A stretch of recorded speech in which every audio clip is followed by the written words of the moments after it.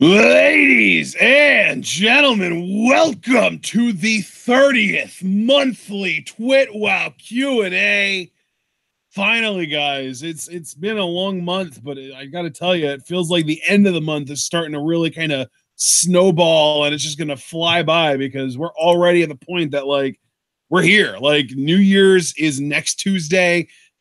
5F5s is that same day. We've got our year-end awards coming up in like 3 or 4 days on Sunday. And then fucking Wrestle Kingdom is next goddamn Friday. Like, that's insane to me. But for this month, this is actually, it's kind of surprising. And I think it's probably just got a lot to do with the fact that we've got a lot of people who are more focused on the holidays. And I'm sure it'll pick up by next month, especially with Royal Rumble coming up and stuff. But we only have 38 questions to answer this month. This is like, if you would have told us that we would have had 38 questions when we did our first Q&A or two, we would have been like, oh my God, that's so many. Well, actually, not to cut you off, but it's 43 questions because remember, Foster got his in. Oh, that's right. It's 43. It's 43. That's right. Thank you. Yeah, my apologies, but yeah. If you would have asked, if you would have told us back when we did our first couple Q&As that we would have gotten 43, at one point we would have been blown away. Like, wow, that's so many. And then realizing like this is low for us. Like we typically 60s, if not 70 something. So 43 is actually really low for us. It's pretty surprising that we've gotten this few, but I think we've got some really high quality questions this month. I'm actually really excited to answer some of these. And the fact that there are only 43 of them means that either A, we can dedicate a little bit more time to each of them, or B, we're going to get out here in a couple hours and not have to be here forever. So I call that a win-win, dude. Let's get in. I know you're going to ask me my thoughts. You know what my thoughts are. I fucking love you guys. You always ask amazing questions. I'm fucking hyped to do this. I've had a really good day today. I don't want the momentum to stop. Don't let me dip, baby. Let's get into these questions. All right. First up, Hypothesis has 3 questions. The first one is, do you think Dario Cueto will screw Jake Strong at Aztec Warfare 4? I fucking hope so. Go, Dario. That's going to be my fucking win for his ass to come out and screw Jake Strong out of the title for sure. I mean, wouldn't it be Aztec Warfare 5 though? Did he say 4? Yeah, it said 4. Probably would be 5, but I mean, we get what he means though. Right. Like, Yeah, totally. So that would be great. That would be wonderful, especially, you know, if it led to someone that we like winning the title. You know, I mean, it can't be Matanza anymore, sadly, which would be the most likely scenario because it's Dario. But you know, it would be cool. I would dig that, and it's possible. Will he? Maybe. We'll see. I kind of doubt it because I don't know if they'll want to introduce him back into the universe that quickly in season 5, whenever that happens. Right. I was just thinking about Lutron Underground, and I feel like their window to film is kind of closing quickly. Like I feel like they usually try and make sure that they film by like February, March, and it's like it's just coming up so close. And usually they don't start filming until a couple months after the season actually gets confirmed. So like I'm worried now. Like I'm starting to legitimately feel like either it's not going to happen, or if it does happen, it's not going to happen until like 2020. Right.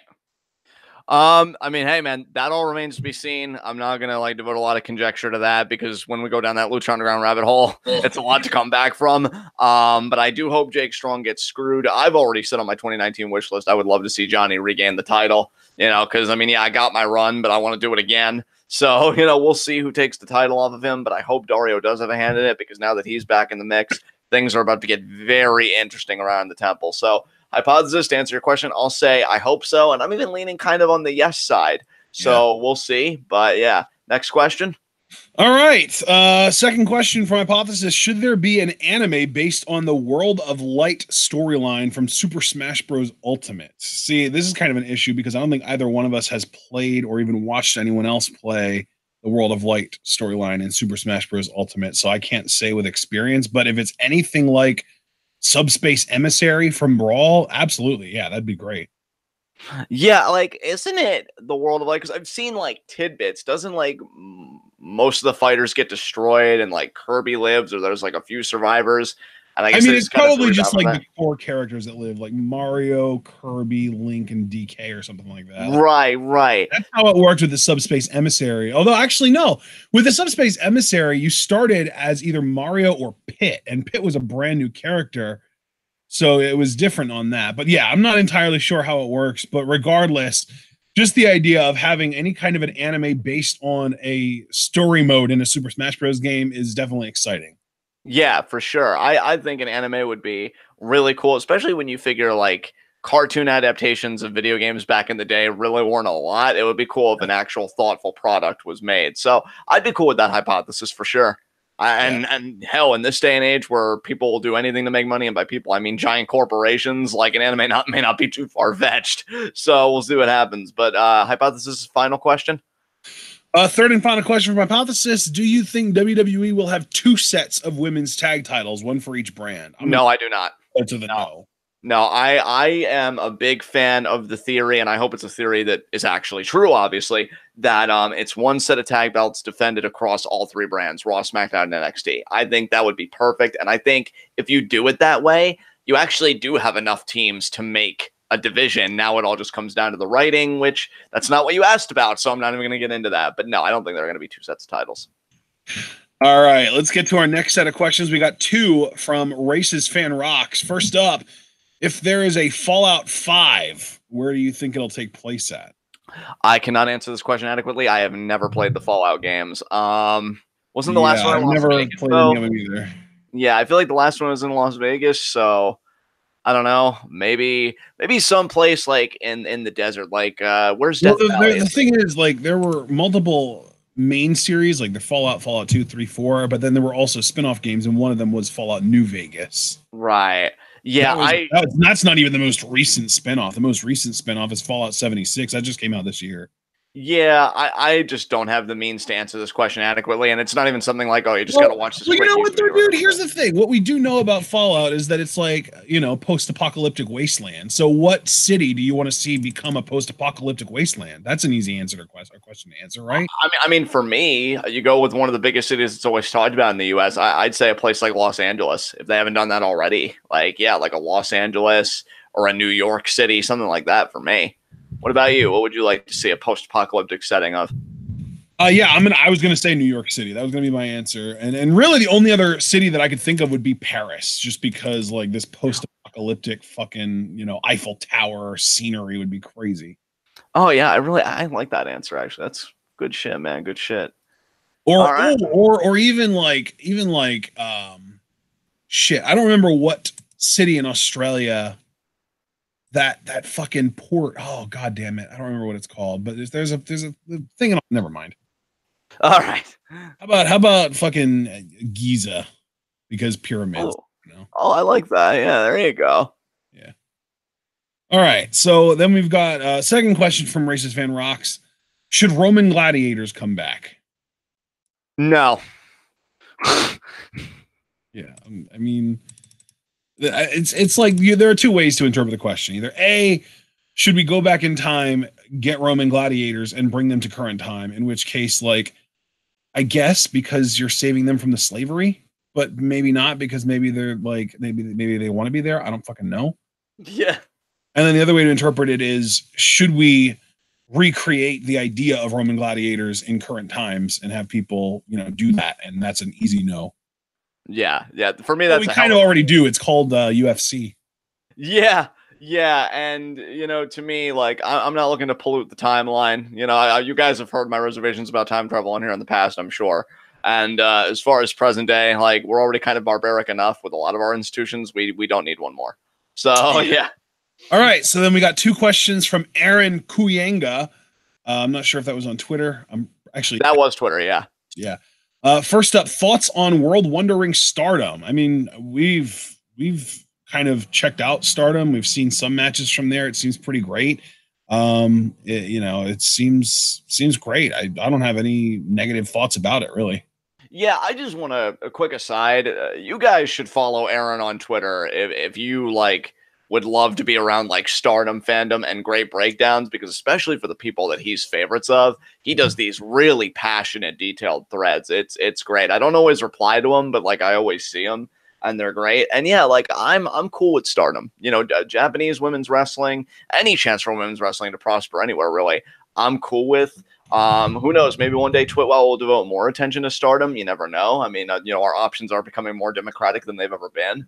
And yeah, everything I've seen, I've liked. So Stardom gets a thumbs up for me. No qualms here. Yeah, and there's actually a YouTube channel that does really amazing videos on Stardom that I want to recommend that you guys check out. It's Strokovich Okametal. And the easiest way to find this channel is literally just to go on YouTube and YouTube search Stardom Roster. And if you just YouTube search Stardom Roster, it's the first video that pops up.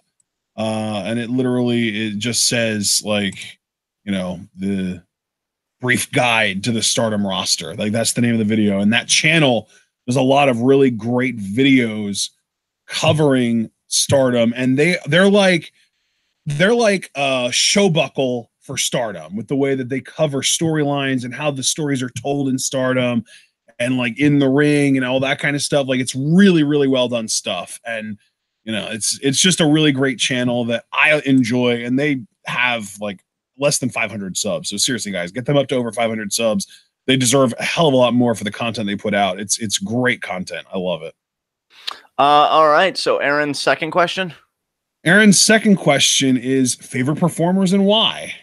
I mean, listen to like a month's worth of our live reactions, and you already know the answer to this. But I guess I think he was meaning more in Stardom if we were fans of it. Oh, okay. Well, just based on who I've seen, my favorite performer in Stardom right now is Kagetsu, and then second place would probably just be Mayu Iwatani.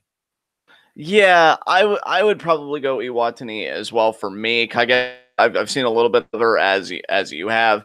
I don't feel as qualified to answer this with any kind of confidence, but again, I've really liked everybody I have seen, and again, I would not be opposed to devoting more attention to Stardom, either if it was just like a you and me thing, Ashton, just for our own personal consumption, or for a more formal TWitWoW thing. But yeah, every woman I've seen, I've liked. So yeah, that's really the best I could say about that. Yeah, like to me, my number one favorite performer in Stardom is definitely Kagetsu, because she's just this great athlete, and she's really expressive, and she's like kind of has like an anime villain kind of thing going to her. And then I love Iwatani just because she's fucking incredible. She sells better than everyone else. She's got some high flying stuff. I've seen her do some lucha stuff too. She's really impressive. And then if I had to name a third, probably Exhuming, because she kind of feels almost like a spiritual successor to Io, and she's only 16 years old. So Exhuming would probably be number 3 to me. That was the girl that you showed me that one match with, right? Yeah. We watched Exhuming versus Starlight Kid recently. I will say, if I can say anything with any confidence, I fucking loved her. I can't wait to see what kind of a performer she becomes, because she's already 16, and the idea that she's already that good, terrifying doesn't do it justice. So yeah, I would actually give a lot of confidence to that as an answer, because I love that match. I blew my fucking mind. So yeah. All right. Well, next set of questions. Oh, Aaron just dropping the information bombs, the knowledge bombs in chat. Kagetsu was actually trained by Meiko Satomura. That explains so much. Damn, that does explain a lot, actually. Yeah, that's awesome. All right, third question. Aaron only got 2 questions in, but we do have a new set of questions from Rotten Butter. You know what his first question is, John, so I'll let you handle it. I mean, brother, this month for me, it's been good. Played a lot of 2K16. As far as reading, I've been reading a lot of this one German philosopher, Walter Benjamin, who's been awesome. That's pretty much the most philosophical reading, though, I've done on my more nerdy side. Finished Attack on Titan Season 3. Oh, my God, it was so good. I think that was actually my favorite Attack on Titan season yet. Like, I thought Season 2 was brilliant, and I would say on the whole, I think they had the better finale. But Season 3, with all the table setting it did, I am really fucking psyched for it. And explored a lot of fascinating concepts to me. Also finished My Hero Academia. Started this new anime called Yuri on Ice. It's not newer. I know it's been around a while, and I'm sure there are some people in our chat that fucking love that anime, if I was to guess. So, that was cool. Started this new show with the family called Castle Rock. It's Stephen King and J.J. Abrams. That's been pretty good. So yeah, a lot of good shows there on the family front. Then you know what you and I have been doing, lots of Rocket League, lots of Marvel stuff, and now we're getting back into Agents of S.H.I.E.L.D. recently, which feels really good. Yeah, I actually went back with my mom and rewatched the entire first 3 seasons of Agents of S.H.I.E.L.D., and I'm keeping a slideshow with photos of important characters and detailed descriptions of every single episode of the first 3 seasons, and I'll probably keep it up with with other seasons as well. But I'm basically doing my best to kind of catalog Agents of Shield because her memory is just really, really bad. And rather than having to go back and rewatch all these episodes again, I'm just writing the shit down and trying to make sure that it's as descriptive as possible so that she can just read it and be like, oh yeah, I remember that. Yeah. And then you, me, and her, the three of us, just a couple nights ago, started up on season 4, and we're already through the entire Ghost Rider arc. So we're starting episode 9 probably tonight of AOS of season 4. Oh yeah, I'm so excited to get into the LMD arc. That kicks fucking ass. Listen to quite a bit of Double Toasted this month. God, they're so good. They're definitely my favorite movie review site. Oh yeah, and this is relevant because I'm gonna have questions from him later. I watched all of season 6 of Arrow with James because I feel like I commented on season 5 last month. Yep. So yeah, we finished season 6 recently. We're not going to start season 7. Originally, we're supposed to do it this Saturday, but you already know like what I've got planned for this Saturday, and we got a lot of stuff to work through. But season 7, I hear, is fucking gangbusters. Can't wait to get into that. Season 6, I'll comment more on that later because that actually relates to James' Q&A questions. I'm trying to think if there was anything else. The three of us watched Jurassic World: Fallen Kingdom. That's right, we did. That was fun. Yeah, as far as me and the family go, we watched both the Sabrina, the new Sabrina series on Netflix. They had a Christmas special, and Agretsuko also had a Christmas special. So we watched both of those to get in the holiday spirit. And it was. Yeah, that's right. I just remembered. I for the first time, I actually am watching something that isn't with you. I just realized that I've been watching Pokemon X and Y, and I'm actually up to season 2 because I really want to watch X, Y, and Z, and I want context. Damn it! Oh, nice. All right, that's cool. So yeah, and man, really, I also want to watch Sun and Moon as well. So I'm just kind of like. I picked my starting point being X and Y, and I watched all of season 1, and I'm on season 2 of X and Y now. And once I finish that, I'm gonna be able to watch X, Y, and Z, which is my primary goal. But then I also do want to, once I get through that, I want to keep up with it, watching Sun and Moon as well. So yeah, it's pretty cool, man. Yeah, you know what? I think that's going to be it for me. And I'm going to hand it over to Ashton if he wants to fill in any gaps. But yeah, my month was quite productive, I feel like. Yeah, so. Foster, I've heard that X, Y, and Z was amazing. And that's a big reason why I wanted to watch it, and also why I wanted all the context. So that's why I've been watching X and Y.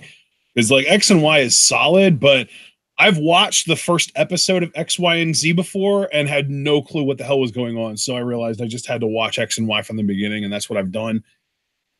Yeah. So as far as games, Rocket League always, it's amazing. Although it has been doing a lot more pissing me off than making me happy lately. So maybe, I don't know. We'll see. Yeah. I did actually uninstall MapleStory, so I guess I'm over that phase. But now I'm feeling myself starting to get into more of like a retro Game Boy Advance kind of phase where I'm probably going to start playing like Demi Kids and Robopon 2 and that kind of stuff. That's probably also got a lot to do with the all the hype around the Pokemon Let's Go game, because it makes me want to play Fire Red and Leaf Green. So yeah, man. And Smash too, like Smash Brothers Ultimate's out. So now I want to just like use a GameCube emulator to play Melee all day. It sucks that there's not a good Switch emulator out yet that I know of. There might be, I just don't know of it. But anyway, let's see what else. Music wise, it hasn't really been that interesting of a month. Alessia Cara, I think, released like an album, if not just a shit ton of songs. And there are a couple of them I like. Not Today is a good one. There's another one that I like. I just don't remember the name of it. And then, man, yeah, I can't really think of anything else. So it's been kind of a slow month for me, mostly because I've spent a majority of my free time this month catching up on Agents of S.H.I.E.L.D. And if I wasn't catching up on Agents of S.H.I.E.L.D., I was working on football-related stuff, which isn't like watching or consuming anything. It's just an analysis on data and stuff like that. So that's, a little bit different. So that's the best I can do to answer this first Rotten Butter question. Second question from Rotten Butter, though. Pizza toppings of choice? Okay, well, it doesn't really count as a topping. I mean, I'm cool with pepperoni. I'm cool with this is when I used to eat all kinds of meat. I used to and I really don't even eat much pizza anymore. So I'll do vegetable toppings current, because I did have pizza recently that was feta cheese and vegetables. That's really good. And then when I just really didn't care about my lactose intolerance, you know, pepperoni, sausage. I know this doesn't count as a topping; it's more a seasoning. But I've said that like I always love my pizza with garlic powder on it. I Fucking knew you were love gonna say powder. garlic powder. Yeah, dude, it's the only way to have pizza to me. Forget all your debates. If you're not putting garlic powder on it, you're doing it wrong, and you should probably give up on life. Have you ever tried dipping pizza in that garlic sauce that you can get at some places? No, but that sounds cosmic. I would absolutely I've heard good things. A friend of mine used to, whenever we would get pizza, whenever I was at his house and his family would order the pizza, they would always get this like crazy, like green, yellowish garlic sauce that he would dip his pizza into. And it always grossed me out, but in hindsight, it probably was pretty damn good. Absolutely. So yeah, I think I'm gonna cut it off there because again, I don't even really eat much pizza anymore. I feel like you definitely enjoy pizza more than I do and are able to. So what about you? What are some toppings that you like? Well, that's kind of the weird thing is I usually just get cheese pizza, but as far as toppings go, I use one of two toppings on pizza, or none at all. But if I'm going to use a topping, it's one of these two things. It's either A, pepperonis, which can be very good. I like pepperonis; they're fine. Or B, hot sauce. Hot sauce is always good. That's another one that I don't think I did nearly enough of in my time, like really eating pizza on the regular. Because I have pizza in the house right now, and I actually just had a couple slices. And the first slice I had plain, and then I was like, you know what? This could use a little kicking up. And I put hot sauce on the second one, and it hit the spot. I tell you what, and the kind of hot sauce that I get too is fucking incredible. It's called Arizona Gunslinger. And yeah. the specific kind that I get is smoking hot jalapeno pepper sauce, and it's like one of those rare hot sauces where it's not so hot and spicy that it's like painful.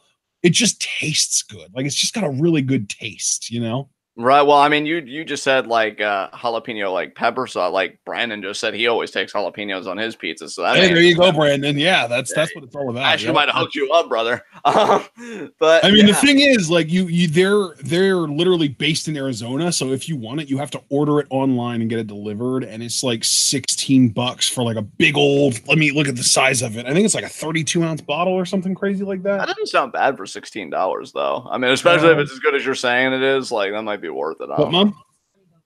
Oh, it's $20 a bottle. Okay, well, I thought it was less than that. But they if you just sign up to the mailing list, they'll send you deals like every fucking week. It's kind of cool. Right. Let's see. There are 192 teaspoons in this bottle, so let's do a little math here. 192 divided by 3, that's tablespoons. So it's 64 tablespoons in cups, in ounces. That's 32. I was right. It's 32 fluid ounces. Damn, I'm good. All right, guys. So we got to move on. I'm taking up way too much time with this bullshit. But yeah, so my pizza topping of choice, either none at all, or pepperoni, or my gunslinger that I use. And I've used other hot sauces on pizza too. Pete's is okay. Actually, Pete's is pretty good if I remember correctly. Pete's hot sauce. And then there was another one that was like Frank's Red Hot that I used to use that like I liked for a little, and then I think they like changed the formula and it fucking grossed me out, so I stopped using it completely. So I would say if you're not gonna shell out the money to be able to afford Arizona Gunslinger, go for Pete's. That's what it's all. All right. Next question. Third question from Rotten Butter. Are we there yet? No. Are we there yet? No. Are we there yet? No. Which I actually he actually did that exact thing at first. He put question 1, are we there yet? Question 2, are we there? And like that, and then he was just like, nah, just kidding. But then he still put, are we there yet for his third question? So whatever.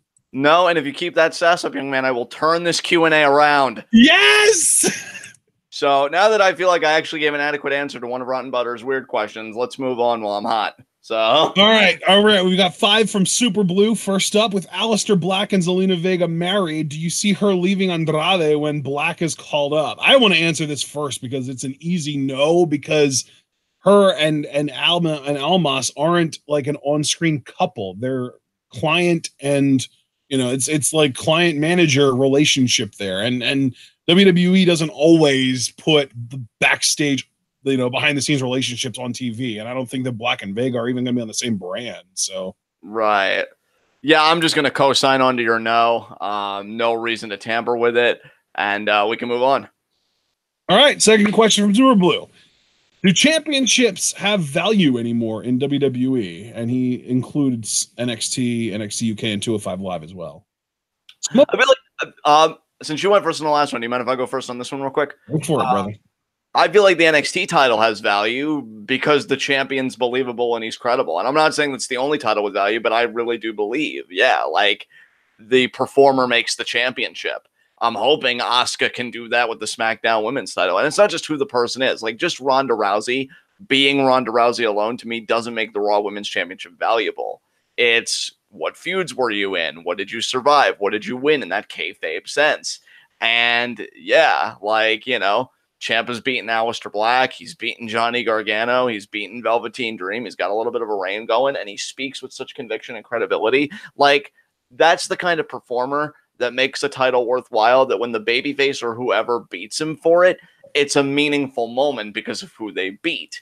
It goes back to, and I've been saying this, I used to say this on the early iterations of TWitWoW, comes from Chris Jericho's book. If you run a guy down and you beat him, you beat a nobody. But if you acknowledge that the person you're sharing the ring with is, this bright star, a very dangerous whatever, and then you beat him, you're looking like a badass. Ciampa actually did that with Dream. He said, I beat a wrestling prodigy. The guy's only 23 years old, and I beat him. And, like, he made him the biggest deal, which in turn makes Ciampa the biggest deal. So, are titles prestigious? Yeah, I would argue Ciampa and maybe a few others. But, like, it comes down to how does the performer conduct themselves when they're champion. I feel like The Miz made the Intercontinental title genuinely prestigious with the way he talked about being Intercontinental champion. But Ronda coming out and cutting promos like, oh, when you're at the top of the mountain, you got to defend it every night. I don't know. It's just, to me, I really don't care. So, I don't know. For me, it really does come down to the performer and personal investment and all these other variables. But, Ashton, what do you think? Well, to say everything you just said succinctly, the man makes the championship, not the other way around. Exactly. And hopefully, come April, the man will become the new Raw Women's Champion and make that championship. Yes, absolutely. All right. Third question from Super Blue. What is your... Oh, this is for me, I think. Wait, let me check. It is just for me. Hooray. I got a question this Q&A. This is the only one that's just for me. Awesome. Or no, another one here. Mark has one just for me too. Okay. All right. Awesome. I'm excited because I got questions. It's like fucking Christmas 2 days late. All right. From Super Blue, what is your playoff preview predictions for the NFL? Okay. Now this is fun. Let me do a little typing. NFL playoff simulator. Here we go. Playoff machine. All right. So this week, let's see, week 17. Here we go. Now, let me just do some real quick predictions. Let's see. Miami's going to win that. Green Bay, Houston, New England, New Orleans. The Giants are actually favored to beat the Cowboys. Falcons will probably beat the Bucks. I think the Ravens are going to lose, which is going to piss Abel off. I'm sorry, Abel, but the Browns are so fucking good, and Baker Mayfield's my boy. Philadelphia is totally going to beat Washington. Kansas City's going to win that.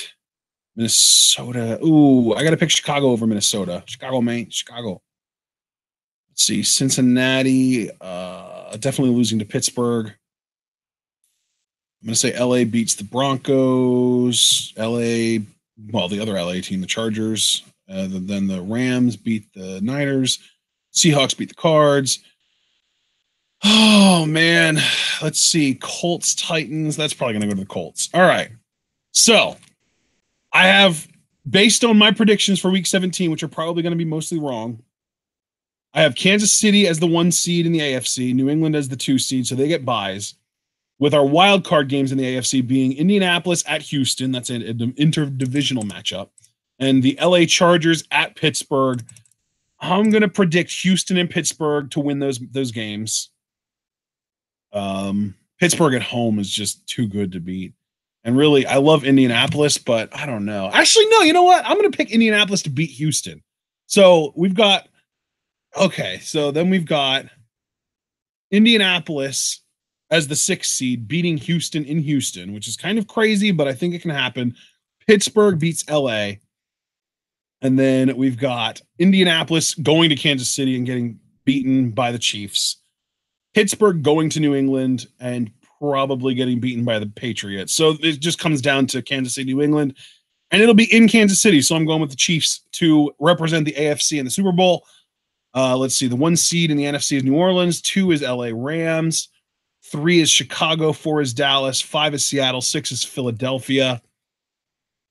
Philadelphia at Chicago. I got to go with Chicago there. I love the Eagles, but I think that in Chicago and with Nick Foles, as inconsistent as he is, like he might decide to pull the rabbit out of his hat again and have another like 4 or 5 touchdown game. But I think against the defense like Chicago's, I have a harder time believing that. And when Nick Foles is bad, he loses his team games. So I'm going to have to go with Chicago there. Seattle at Dallas is a really interesting one because Seattle is more of like a home team. Like they're way better at home than they are away. But Dallas, I don't know. Dallas is weirdly inconsistent. Oh man, this is tough. I'm gonna, you know what? I'm gonna go with the team that I think is more likely to be able to beat New Orleans in New Orleans. Oh God, that's not gonna happen though. It doesn't matter who wins that game because neither one of them is going to beat New Orleans in New Orleans. So we'll just go with New Orleans and say fuck that game. It doesn't matter. So New Orleans is it's gonna be New Orleans, and I'm gonna actually pick an upset. I'm gonna say Chicago beats the Rams in LA. So then the NFC Championship is Chicago at New Orleans. New Orleans wins, and we've got a Kansas City New Orleans Super Bowl, and New Orleans has a defense. So I'm picking New Orleans to win the Super Bowl this year. All right, that's quite a run through.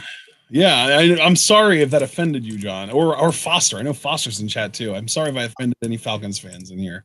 Well, we'll get over it, man. I mean, it really wasn't ours. I mean, you know, I checked out for most of the games. Maybe I'll get back into it next season, but I could just tell like it wasn't going to be the best experience. I'm glad I knew it too. So, you know, maybe next season.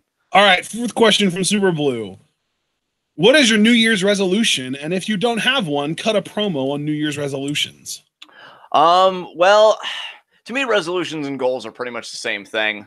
So my goal for 2019, there are 2 conferences that are philosophy related that I want to go to and want to meet my crush there. So that's my big resolution, to do 2 conferences and to go on my first date ever, I guess as I'll put it. So those are my big goals for 2019. That's kind of where my focus is at. And if it carries over, to get my 200 hours in on the crisis line, although I don't think it will at the rate I'm going. But yeah, those are the only goals I can think of at the moment, but you know, they'll be added on as the year progresses.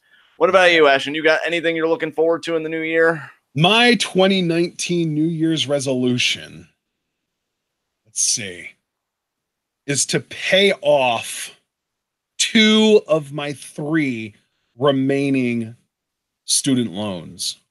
Nice. Nice. I can get behind that for sure. I should be able to pay one of them off by the end of like April or May.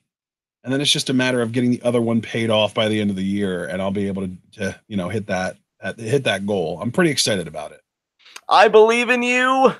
I believe in my face. Oh my goodness. All right, guys. Oh my God. Let's move on. 5th and final question from Super Blue. Will time travel ever be possible? And if it was available today, what is the worst and best thing that could happen? I mean, worst thing that could happen is just nobody ever existed because the first people get killed. Yeah. Never let time travel belong to an antinatalist or a nihilist. I actually do think it's going to happen, because I think I even remember stuff done in a lab, and I'm not talking about like science fiction. Like this was legitimately done, where like they did something with particles, and I'm trying to remember what they did. Like if they sent them back into the past or what. It was some crazy shit that I read. But I think we'll be able to do it, honestly. The time travel, to me, is one of those really alluring sci-fi concepts that's been around for as long as I've been alive. And I think a lot of people are like, oh, it'll never happen. And there have even been people that offer arguments as to why it won't happen. So maybe, I mean, I can admit to being incredibly naive scientifically. Ashton knows this.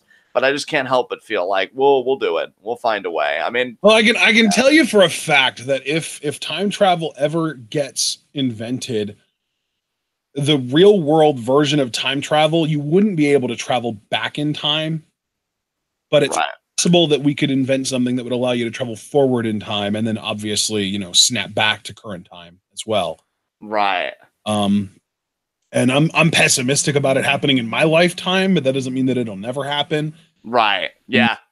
So I'm gonna guess that will probably, so at some point it will be possible, but only forward, and then obviously snapping back to where you currently were, to present time, and no traveling back in time, which is what most people would want to do anyway. Like most people want to go back and like fix mistakes that they've made or kill Hitler or whatever the fuck. But oh no, let me ask you, because we're keeping a good pace, so I'm not trying to like drag this out. But when you say that, like, Pat, is that like from a theoretical standpoint, or is that just no, like I remember I learned something in, it might have been in like a high school class or something, that like theoretically the only possible way, like the only working hypothesis on how time travel could possibly work in reality was dependent on it not being able to go backwards and only being able to go forwards. So, oh wow, okay. Yeah, like it's like basically if time travel ever does exist, the way that time works, we're never going to be able to go back in time, but it might be possible to skip forward in time. And technically, like in a weird way, I think that like going forward in time is already kind of like not technically, but like sort of hypothetically possible just from like cryogenic freezing. Like if you cryogenically freeze somebody for X amount of years and they wake up in the future, it's kind of like they time traveled, even if they didn't really. Right. Okay. I mean, like that's the closest that I think we're ever really going to get to time travel, is being able to go forward a bunch without like dying from it. Very interesting. Very interesting. Yeah, All right, next. that's my guess. Next up, we've got 4 questions from Brandon Best. I'm not sure why he didn't put 5 in. First up, though, who is your favorite wrestler in the youth movement? Well, Thyler. Gotta be Thyler. Yeah, I'll go Thyler. You? I don't know. The youth movement is kind of a broad, sweeping thing. Like, are we just saying people that are like under 25, people that started when they were teenagers? Like, how do we qualify youth movement? Because yours was easy, just because like he's fucking 20 years old. Yeah. He's 20. Yeah, I think under 25, if that's a parameter that you're comfortable using, that seems like it would open your options a bit. And you know what? I'm gonna say Dragon Lee. Okay, yeah, because he's only 23, right? Yeah, he's 23. So all right, Thyler and Dragon Lee sounds good to me. Yeah. All right. Second question from Brandon. This is just for you, John. Okay. Could Nick Newell become a voice not just for disabled fighters in MMA, but for athletic competition as a whole? Okay, Brandon, the good news is I actually did watch the Nick Newell video that you sent me, so I can answer this question. I mean, yeah, man. Yeah, thank you. I'm definitely, I need a golf clap after all the times I failed to do it. But no, I think it all begins with a precedent. Now, I don't want to stay on this question too long and unpack all the social and stuff, because I do that enough when it comes to disability. I think you guys should know how I feel about it. The video you sent me was very interesting because it kind of does show both sides, because Dana White, I think, is apprehensive because he's like, oh, what if something happens to Nick in the cage? But it's very clear to me that he's a grown-ass man and like cognitively would be able to make decisions like under his own free will, like not under the influence. He has the capacity to make those decisions because his disability is like he's got like a, I don't know the appropriate term, but he's got one like fully developed arm and then the other one isn't fully developed. He was born with a congenital amputation of his left arm, which ends below his elbow. Yeah, exactly. So, to me, he's won stuff in the cage and he has experienced losses, which, to be honest, even her that he lost actually made me smile because it showed that his opponent was willing to engage him on the terms of the octagon. They're treating it as an athletic space, because I know even in that editorial I wrote a while back that I told you guys about, I don't want to be inspiring, I mentioned how a high school wrestler laid down for a wrestler with Down syndrome. And I fucking hated it, because if you really wanted to celebrate disability, you would have treated it like just another athletic contest and not alter the field as a site of like sympathy and, oh, look how inclusive we are. And, you know, the kind of jerking yourself off that I fucking hate with a passion, honestly. Hell, if he wants to fight, isn't that almost like a type of virtue signaling? I don't know, and honestly, I don't want to go into that digression. I mean, I would say maybe to a point, yeah, but you know, look how great of a person I am. I'm letting the disabled kid beat me. Exactly. Yeah, I fucking hate that shit, dude. Yeah. But no, yeah, and here's the thing too. As somebody in the comments on the video you sent me, Brandon, mentioned, like, they let CM Punk do 2 fights, and he really didn't have extensive MMA experience, but it's because it's CM Punk. This is a guy that's actually done fighting in other promotions that aren't UFC, so he's actually gotten a background. He's actually, it would be like when we talk about the journeymen in wrestling. You know, they put their time in Japan, they put their time in on the indies, you know, whatever. Now they're ready for the big stage. This guy, to me, has done his time. At the very least, 1 fucking fight. And if he wins, holy shit, that sets a precedent. And even if he loses, just the idea that he gets that kind of exposure, that's also a big thing.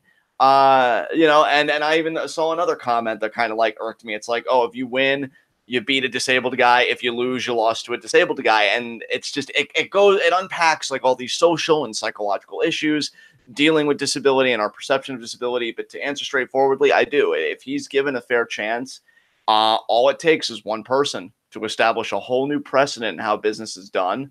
And I hope that he gets his chance. Maybe he'll get his chance in 2019. But I would really like to see it happen. I'd actually probably go and watch that fight back. And I don't really go back and watch like a lot of UFC cards unless there's like a lot of hype on them on the internet. But if that were to happen, definitely get my attention. So, Brendan's next question. If you get sucked into the world of Tom and Jerry, whose side are you on and why? Well, Jerry's the cat, right? Or is Jerry the mouse? Jerry's the mouse. Tom's the cat. Okay, so get it, John? Tomcat. I'm of 2 minds. Jerry, because I like being on the winning side, but Tom, because man, just trying to eat, and what the fuck is a mouse doing in that whole, like, fuck mice? But I think in the end, I'll go Jerry, because better to be a winner than an idealist in this case. So Jerry gets my vote. Yeah, I'm picking Spike the dog because he can kill both of them. There you go. Look at Ashton making his own options. I won't be contained by your question, Marks. So, way to be defiant, Ashworth. Let's go to our next question. 4th and final question from Be Best is, in the 2000s, were the fans too stuck in their ways to accept LGBTQ plus wrestlers, or was it something within the presentation of the wrestling industry as a whole? Maybe a combination.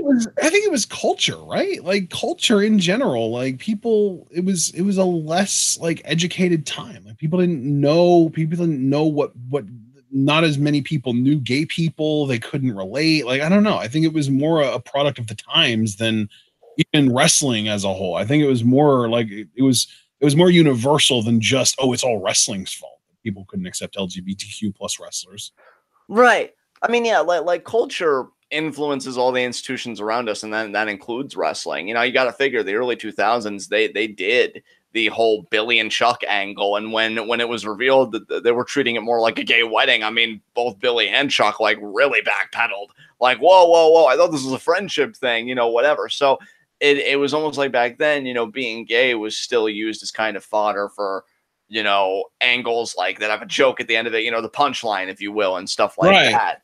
So yeah, but I don't think that was so much wrestling, to Ashton's point, as much as it was like that was the culture. That doesn't make it right. Yeah, that's the thing. Like it's not right that people weren't ready to accept it, but you know, when it comes to kind of pandering to the lowest common denominator, which WWE has almost always done, then yeah, like the lowest common denominator in the US, I don't even know at what point, maybe like 2010, I want to say, is like the 2010s, early 2010s, I would say, is when it became more like widely accepted to not laugh at, or, you know, for people to accept that gay people are no different than anyone else except for their sexual preference. Exactly. And I mean, Abel pointing out they still don't do LGBT characters. I think what actually kind of raises my ire a little bit if I know WWE like I think I do. Abel, if you give it, I'll even be a bit more conservative and I'll say if you give it another 5 to 10 years, they probably will do. Like, And let's not something with forget that there were fucking rumors that Kalisto was going to get called up with a gay hairdresser gimmick. yeah, like they Like still. we need to. I think as fans, we need to be more. How do I put this? I think that we need to expect the WWE not just to have a gay character, but to get it right. Exactly. And you know what, Ashton, you used the right word there, expectation, because when there was that quick women's tag match that had us all up in a fury, the hashtag give divas a chance, they took notice. The low viewership as of late, they felt the need to drudge up Vince McMahon and have them cut a promo. We have power. We just have to know how to utilize it effectively. It's not going to be just a hashtag. It's going to be sitting at home. It's going to be not watching it on TV. And to just. And I also think that a lot of the stuff that we do, like we expect them to react one way, and they are just like, oh, we know how to solve this problem, and then they bring a fucking hammer to put a screw into a hole. Yeah, exactly. And just to finish what I was saying to Abel earlier, before you told enlightened us about the Kalisto stuff, because I had no idea about that. What irks me about WWE, but they're going to do it because of how the corporate machine operates. You know what? Maybe 5 to 10 years was too little, but I'll just say at some point, I'm not even going to put a stamp on it because I don't want to get into those debates because they're stupid. But at some point in time, they're going to do something with a gay character that probably will even have its finger on the pulse. But the thing is, they're going to celebrate it like they're the ones to do it first. When New Japan has already done it beautifully with Kenny Omega and Ibushi, which you mentioned, Showbuckle. They did an amazing video analysis of it. I think, unfortunately, it got taken down for copyright, which really I think it's on either Dailymotion or Vimeo now. But it was a brilliant video essay breaking it down, and it's an amazing angle. Even Kenny Omega himself endorsed it as like, yeah, this is right on the money. And I know that WWE, that they're always the last. Plus, there's that Kenny Omega HBO documentary coming out. That I mean, I don't know if it's out yet. I think it's coming out in January. That might even feature like Kenny coming out as bisexual. Right. And I think that's just what frustrates me about WWE, to go on a bit of a sidebar, is just that they're always late adopters for social progress. And by that, I mean like doing things and not lampooning them or not fetishizing them. Like, the Zach Gowen character, for instance, that probably could have been done a bit better during his run. But they always act like, even though they're last to do it, they always act like they came in first and like, oh, look, because they have the platform to do it. So, it'll be cool for them because they reach such a wide audience. And I guarantee you, even though people are like, oh, I'll never watch WWE again, because there'll be sexist people that say that when it happens, it's going to be such a drop in the bucket, they won't care, because there's going to come a point, and I'll even say, not even putting a numerical number on it, WWE is going to do it when the LGBTQ plus like demographic grows large enough for them to realize, oh man, an angle like this is profitable. If it makes money, they will do it. It's not a matter of 5, 10, 15. The moment it's able to make money, they will do it.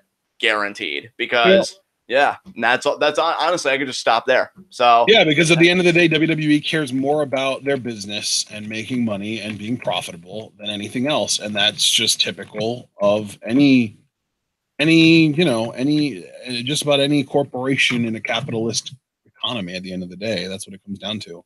Absolutely. So with that said, let's move on to our next question. All right. Our next set of questions are from Mark Shoneman. And first up, what video game characters that aren't already in Smash Bros. Would you like to see in it? My first and easiest answer is just Banjo-Kazooie. Yes. Oh my God. It's amazed me that after all these years, they're still not in one.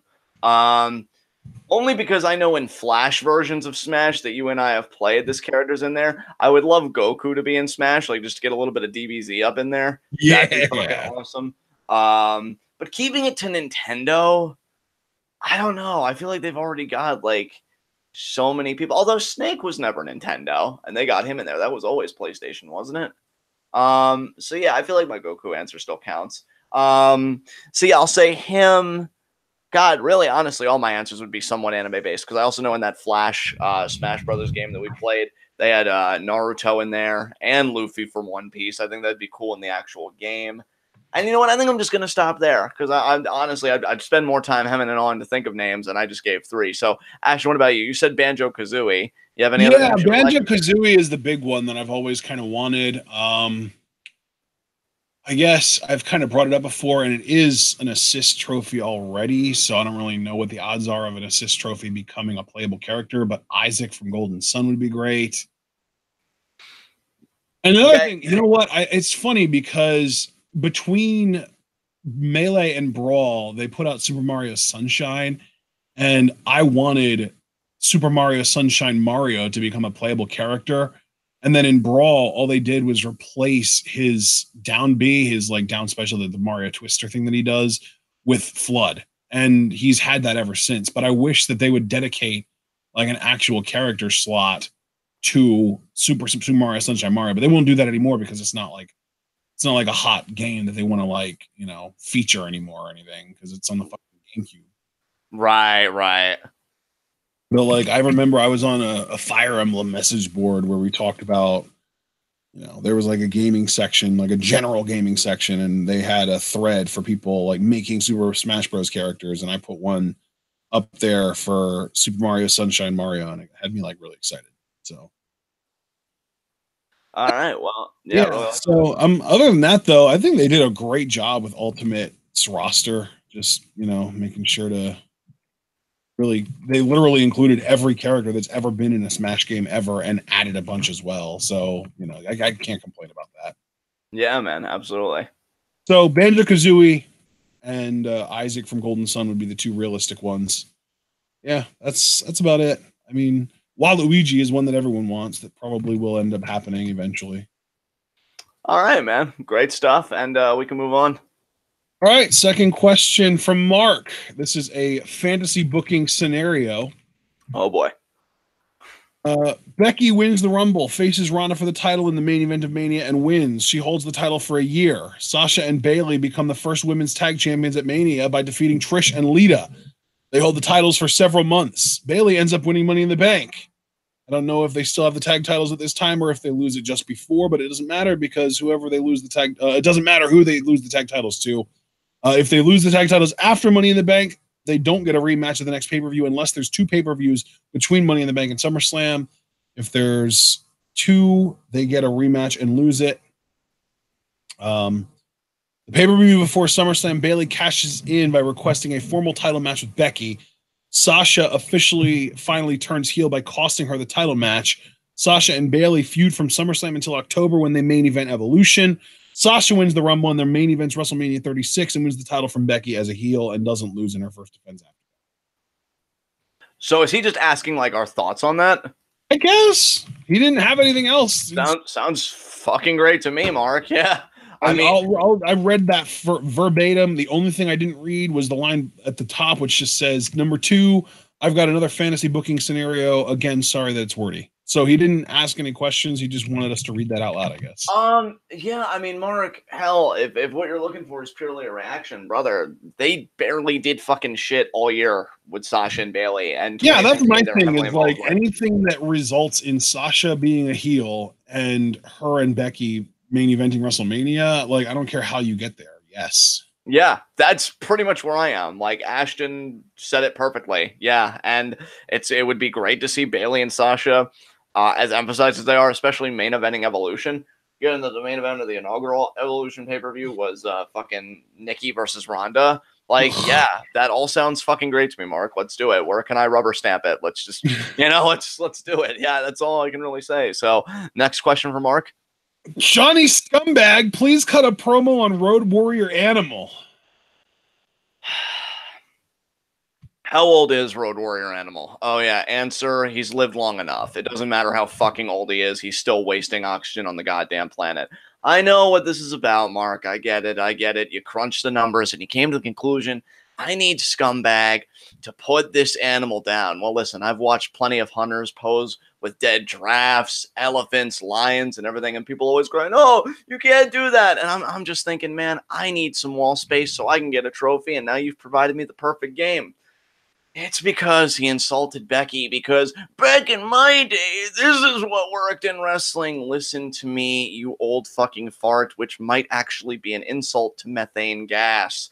You don't know anything anymore. See, all you're content to do is just get on a microphone and complain how things are, because deep down in a place that you don't want to admit exists, because then you'd have to confront other issues with yourself, you realize that not just the wrestling business, but society as a whole has left you behind.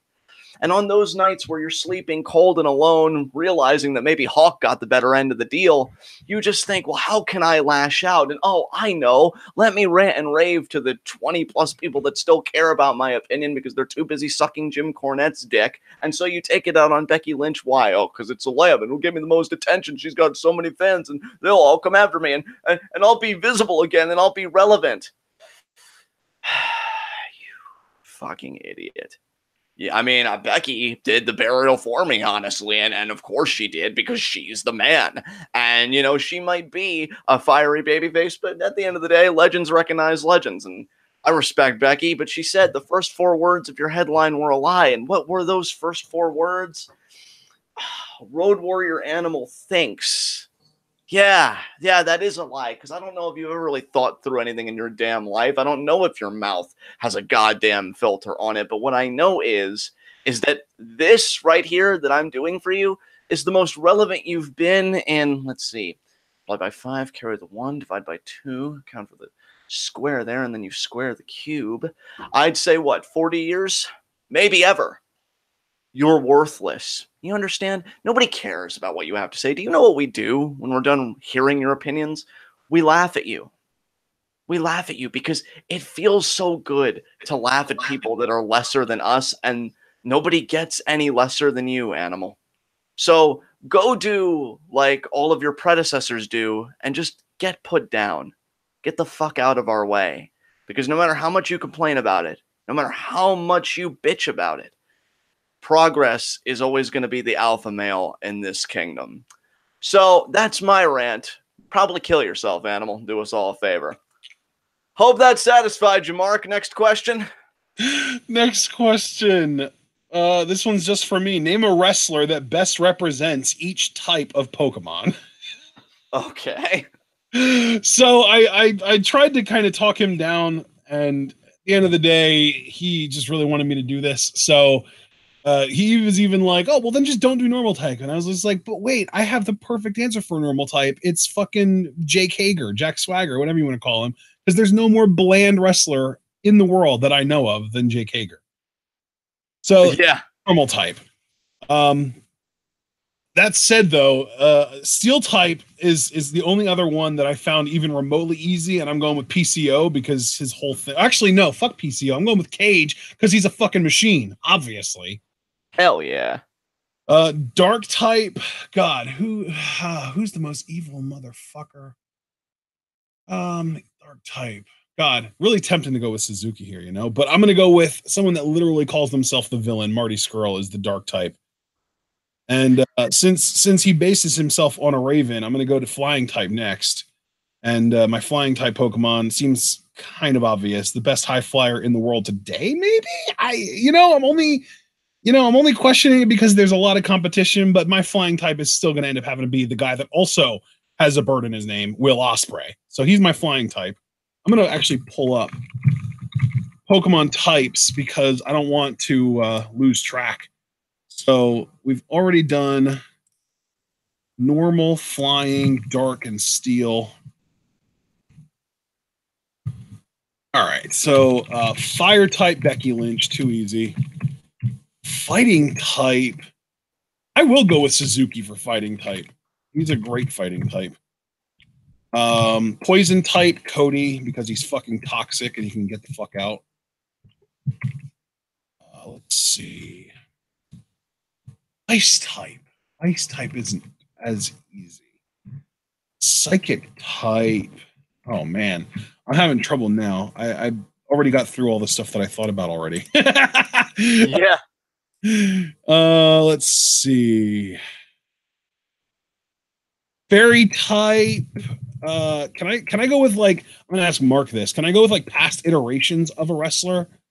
Because if so, then fairy type is pre-heel turn NXT Alexa Bliss. That's kind of an easy call. Yeah, that's actually a great point. Let's see. Ghost type is Brock Lesnar because he's never fucking around. Oh, that was a quality knee slapper, my friend. Then okay, so he said yes. So yeah, fairy type is pre-heel turn NXT Bliss. Dragon type Daniel Bryan, too easy. Let's see. All right, we're down to like 9 types. I've actually done a better job at this than I thought I would. Proud of you. I already did poison, so we're actually down to 8 types. All right. Let's see. Water type, it's meant to be about like adaptability and stuff. So my water type's going to be Chris Jericho. Plus he has a cruise, so it actually fits even better there. The water type is Jericho.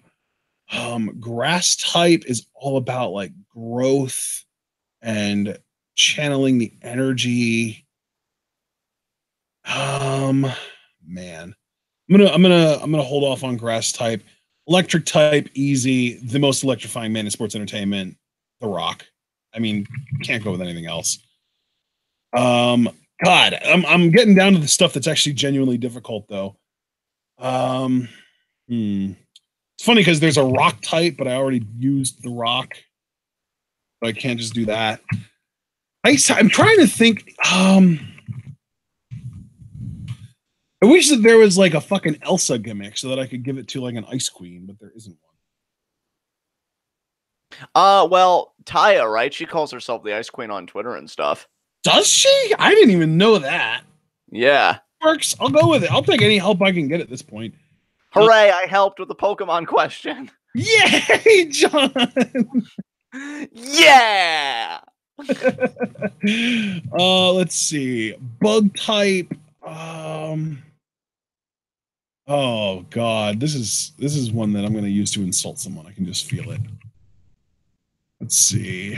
Ground type is like I almost want to just like pick someone who's like really like cool and down to earth because ground.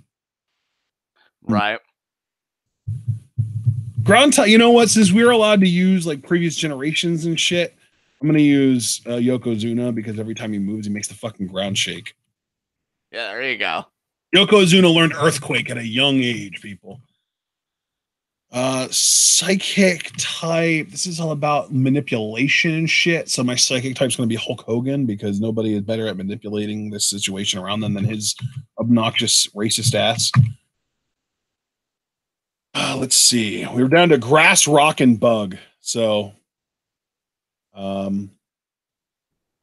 rock. You know what? For the rock type, I'm going to go with the Miz because he's always wanted to be the Rock, and he's kind of like a good foundation piece, which is also something that you can say about rocks. So the Miz is my rock type.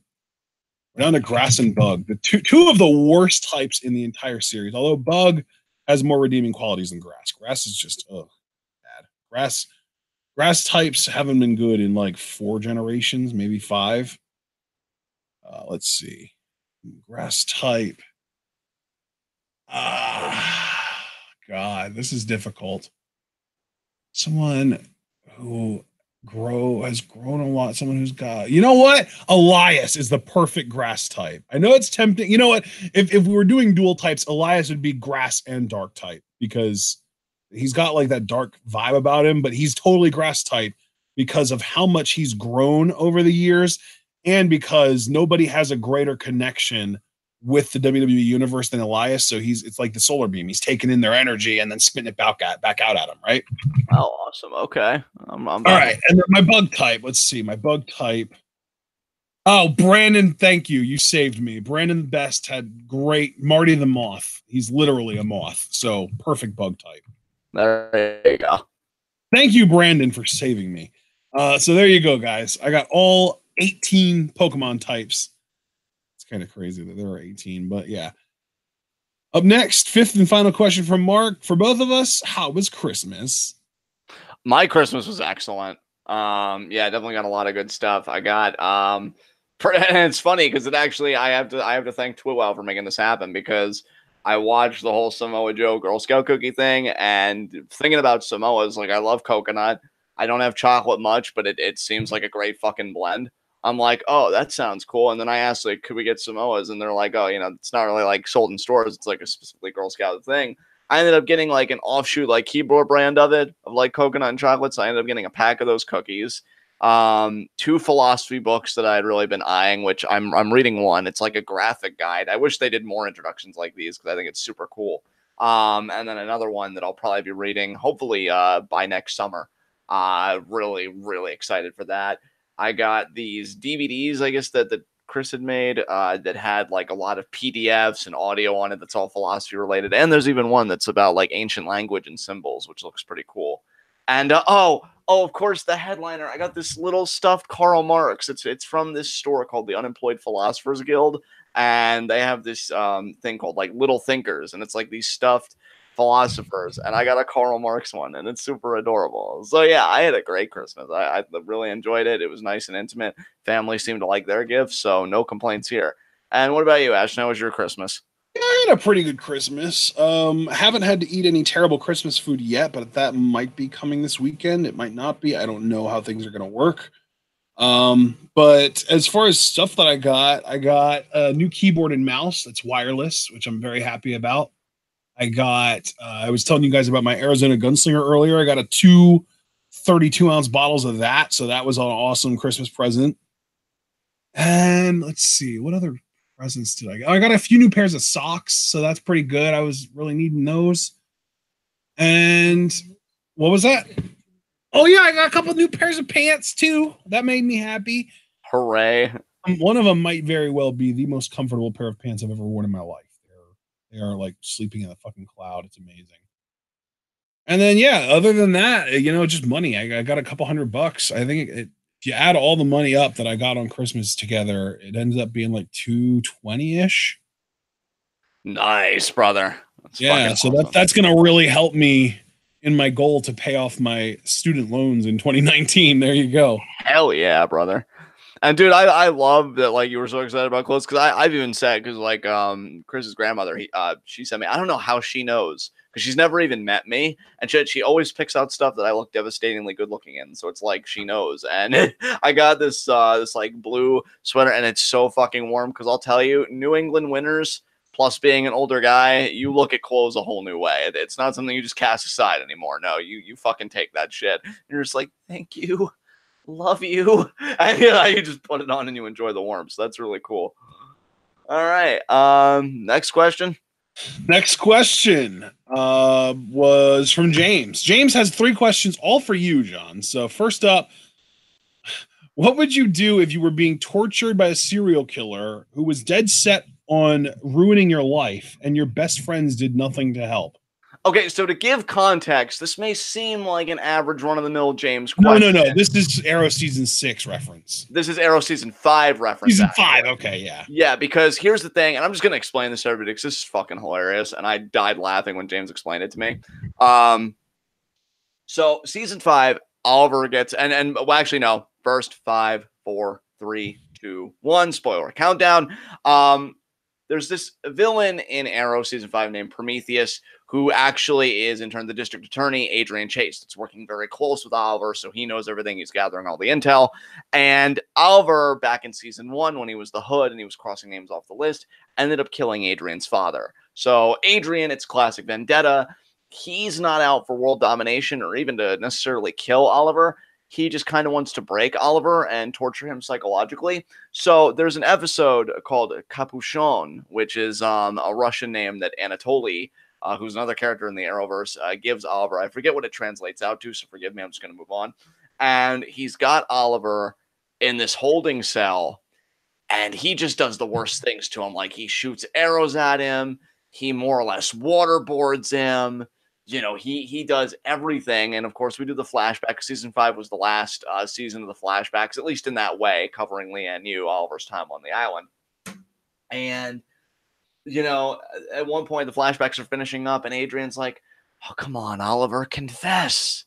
You don't kill because you have to, so why? And then Oliver's just like, I wanted to. And Adrian's like, what was that? I wanted to. I wanted to! And I liked it. And it breaks him because he admits, like, I killed because I wanted to. And I enjoyed it. And then, like, Adrian lets him go because he said, like, I will let you go, and I won't go, and I won't kill the people you love, and I won't do anything if you just confess. And then Oliver figure out what he wanted him to confess, and he did.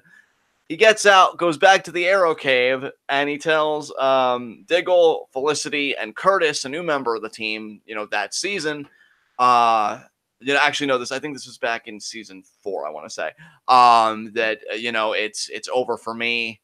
I'm shutting everything down. Like, just a broken man. And now, while all this is happening, on the other shows of the Arrowverse, Flash and Supergirl, they're having a fucking musical episode.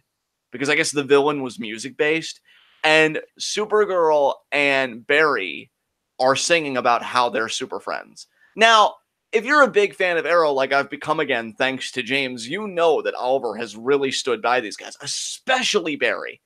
Mentored him, gave him advice. Hell, the rest of Team Arrow actually wanted to kill Barry when they knew that he like messed with the fucking timeline from running so fast he goes back in time.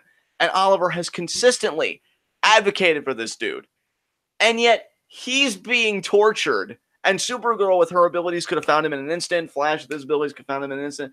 And they're too busy having a goddamn musical. And me and James just laugh our fucking asses off because, like, that's the darkest shit. Like, I have been there for you guys. And here, like, I am being fucking psychologically tortured immensely. And you're nowhere to be found. Fuck those guys. So the question was, just to repeat, now that I've given the concept, like, what would I do? What would I do if I was being tortured? I'll tell you what I would do. If they were anything like Adrian and Chase and they let me go, I would blackball their fucking numbers. And the next time they come to me and they're like, oh, God, John, it's so scary. I'm being held at gunpoint. I think I'm going to die. Hey, remember when I was being tortured? What? Suffer. Hang up. And then let life take its goddamn course because fuck those people. Ain't no best friends of mine. I know I joke about, turning heel or whatever. And something. No. On the for real, like, you stand by your fucking people. Either you get eaten by that zombie or you find a way to fend them off, but you don't leave a fucking person behind. You're going to leave me to get tortured, you go fuck yourself. So, yeah, I would hope that they'd be perilous because I would revel in the chance to abandon them and inflict the same trauma that I've suffered from. That's what I would fucking do to answer that question. Next question. Would you be my super friend? Abso-fucking-lutely. I mean, maybe not so much today because we're kind of in an abusive ebb of our relationship, but I know we'll rebound, and then absolutely I will be for sure. So, yeah. And finally, what are your thoughts on season 6 of Arrow? Anything that stands out or any favorite scenes / episodes, etc.? Season 6 is a mixed bag because, okay. To keep it brief, I'm going to do one of my famous compliment sandwiches. So something good, then something negative, and then something good. Something good. Love Oliver as always. Stephen Amell is a great lead. I think he's actually one of the best heroes that the DC universe, whether TV or movies, has. Like, he is just so believable to me as a hero, and I feel like he had a lot of standout moments this season. Something negative. I hate it. It seems so out of character. Especially Diggle. Diggle, honestly, who I've loved, who's been like, all right, we're just talking about rock types and stuff. He's been like the rock of Team Arrow. I feel like just the foundation that everybody else can like come to and like that mentoring figure. The shit that he gives Oliver and the shit that everybody else gives Oliver that I honestly don't think he deserves. And that it almost seems hypocritical because in those moments back then, like season 5 and stuff, they seemed incredibly supportive and no, Oliver, what could you have done? And been through a lot, and now you're just kind of backwalking that and you're playing the blame game. Like, fuck that. So I feel like a lot of characters, for the need to create conflict, weren't themselves, and I kind of hate when shows do that. It's like, oh, you've come to expect this from a character, but here's this sharp deviation in their behavior so that we can have a conflict for the season. I'm never a fan of that, and I feel like that kind of happened here. I'll be interested. I invited James to this. I'm disappointed he's not here to hear my answers, but I'll be interested to see what he thinks of that. And something good. Ricardo Diaz, the villain of the second half, I actually really liked him. I liked his story. I feel like it would have been a lot better, though, if he was the villain from the get-go, because the way he was introduced and then rose to prominence, it was kind of a jolt to the system, because I just really wasn't expecting that. But I think, given that he only had half of a season to work with rather than a whole season, he did really well for himself and had some great moments. And given how the season ended, I look forward to seeing more of him, presumably in season 7. It should be very interesting to see how he rebounds, because I'm a big fan. I got a soft spot for the crime and mob genre. Like, I've seen The Godfather. I love Goodfellas. I loved fucking Al Pacino's Scarface. It's one of my favorite films, especially the final shootout. And Ricardo Diaz in a DC packaging kind of had that for me. So I definitely liked him as a villain. And yeah, I think season 6 on the whole, I would give a thumbs up, especially because Felicity isn't nearly as annoying as she is in season 4, because I fucking hated Felicity in season 4. So that's good at least. So yeah, it was a good season, but I don't know. I feel like they were dumping on Oliver way too much, especially after what he did for him in the end. Like, yeah, you better not give him shit anymore. Fucking assholes. So good season. Excited for season 7. And I think that's James's question, so we can move on. Next questions are from Iconic Player 1, the first of which is also just for you, John. Rant on 2018. Oh, God. That's really a broad thing. Can somebody in chat like tell me some shitty things that happened in 2018 that I could rant on? Because I'm tempted to say, oh, 2018 wasn't that bad. But if you ask anybody else, yeah, it was. So I could use some help here, guys. If anybody wants to feed me some inspiration. I think that's also like a mindset thing. Like, I know that you and I kind of tend to forget bad things and remember good things, and a lot of people are the opposite.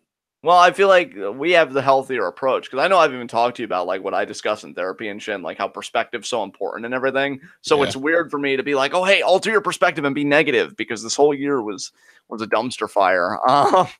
So yeah, let's see if we've got anything good here. Well, Mark Schoeneman's cat died.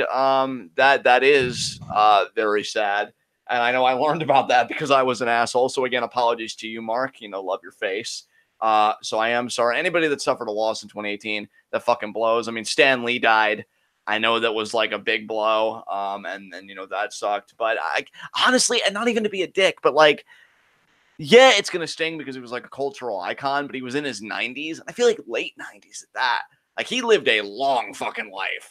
Like, it's not like Stan Lee was this rising comic genius, you know, of like late 20s, early 30s or something. Like, no, he lived out to see his success. I think the only thing you could really be sad about for Stan Lee, trying to be fair and even-handed, is that he didn't see like the Infinity War arc conclude, because part 2 is yet to be released. So that's kind of sad that he didn't see everything come to fruition, and to see Spider-Man like officially become an Avenger and all that stuff.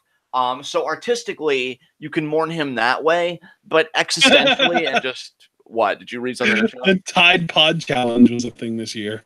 Oh, it was? I mean, I just look at that as Darwinism at work. That's not really something to rant on. Stephen Hawking died this year. Well, that was definitely a loss of pure scientific genius. And I'll be honest, and again, of course, I'm going to say this because of my personal position in life.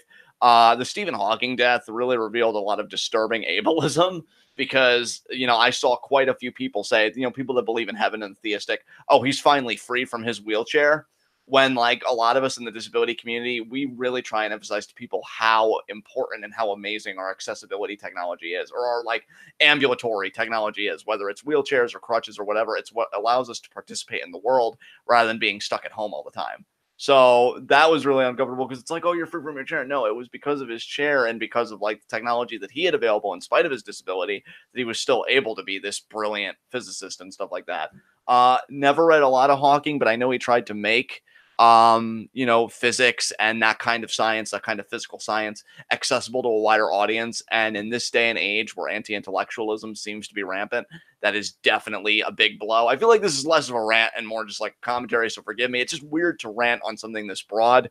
Anybody got anything else? Was Me Too this year or last year? I think Me Too was, it might have been late last year all the way into this year. Yeah. Yeah, it was. It was October of last year. That's right. And California wildfires were this year. Oh, well, I mean, no offense to California. I feel like that's almost every year at this rate. I mean, global warming is so bad, and I think their situation is so bad. But I mean, yeah, and what's worse with the California wildfires, I heard that they had inmates fight those, and like inmates get paid meager fucking wages, and they're not even going to be able to put on like job applications, or not even going to be able to pursue being actual firefighters when they get out of prison. So prison labor, if you compound that with the wildfires, that fucking sucks. Which, by the way, global warming also fucking sucks. Scientists this year did put out a consensus that was very strongly worded. It wasn't like that cautiously optimistic, oh, well, maybe if we change it. No, now they've gone full blown. You need to do this. Like, this is how fucking dire this situation is. So that sucked. We pulled out of the Paris Climate Agreement this year. Awful. I think we tore up the Iran deal this year. That's more of a mixed bag. I honestly don't know a lot about it, so I'm not going to comment too much on it. But international relations, especially if the U.S. is at the table, is always going to make me feel a bit uneasy. The Paris protests, the Yellow Vest protests in Paris were this year. That I think was a big win for worker organization and organization of, well, you know, in Marxist terms, the proletariat. So good for them getting their rights and not paying a carbon tax that would have benefited the wealthy. And then just trying to frame it as, oh, you don't care about the environment? Yeah, we do. We just want more fucking practical measures and not something that'll benefit the rich again. Was the Vegas shooting this year, or was that last year too? Vegas shooting, I think, might have been this year. 2017. Holy shit. Oh, that was 2017? Damn. God damn. Wow. I feel like 2017 was probably a lot worse than 2018. Marvel had a great year in terms of movies. I know Abel just mentioned like Thanos erasing half the universe and everything. Yeah, that was great. Yeah, I mean, wrestling, I feel like WWE had a pretty abysmal year this year on the whole. That's a good one. I mean, since this is primarily a wrestling podcast, ranting on WWE's bullshit is... Yeah, like, I feel like WWE had a pretty horrible year. Lucha Underground had a meh year, unfortunately. I feel like they really rebounded in the second half, which is more than I could say for WWE. New Japan even. New Japan had a good G1, but I'm really not looking... Well, Wrestle Kingdom's 2019, so I can't hold that against 2018. But even New Japan, I was like, eh... you know, because Chris Jericho's Intercontinental Champion for fuck's sake and shit like that. So yeah, wrestling was okay in 2018. I guess could have been a lot better. George H.W. Bush died, so I guess that was a win. Let me see what else here. You know what? I think I'm just gonna cut it off here because I really do want to move on to other questions, and that was just kind of a weird like ranting on a year. I think that would require a memory and a backlog that I just do not possess when it comes to negative shit. But I think it's because Iconic had a really bad 2018 and he just wanted you to vent for him. Well, Iconic, I'll tell you what, I will say this, since I didn't give you much of a rant on that, you've always been a pretty cool fucking dude from where I sit, and you definitely have some very interesting opinions and ideas when it comes to the relationship between technology and nature and stuff like that. And I don't know, I like talking with you the few times we have. I'd like to do more of that in the coming year. And I hope the coming year is better to you, because I definitely think, you know, I don't believe in karma, but I would like to think that you have some good karma going for you, and you definitely deserve a turnaround in your luck. So I'll be pulling for you, and I hope things get better for you. And yeah, it just anybody that's had a rough 2018, you survived, you know. And I don't mean to like, you know, gloss over that. I mean literally, for so many people with mental health or economic crises or whatever, surviving itself is a fucking chore, and it's not easy, but you did. And I'm happy you're here, and I think that's a great fucking thing, and I just hope 2019 we can all turn it around. So that's how I'm going to punctuate it. Let's move on to our next question. All right, up next, second question from Iconic Player 1, and we're back to questions for both of us. Tag team division or women's division? One has to go forever.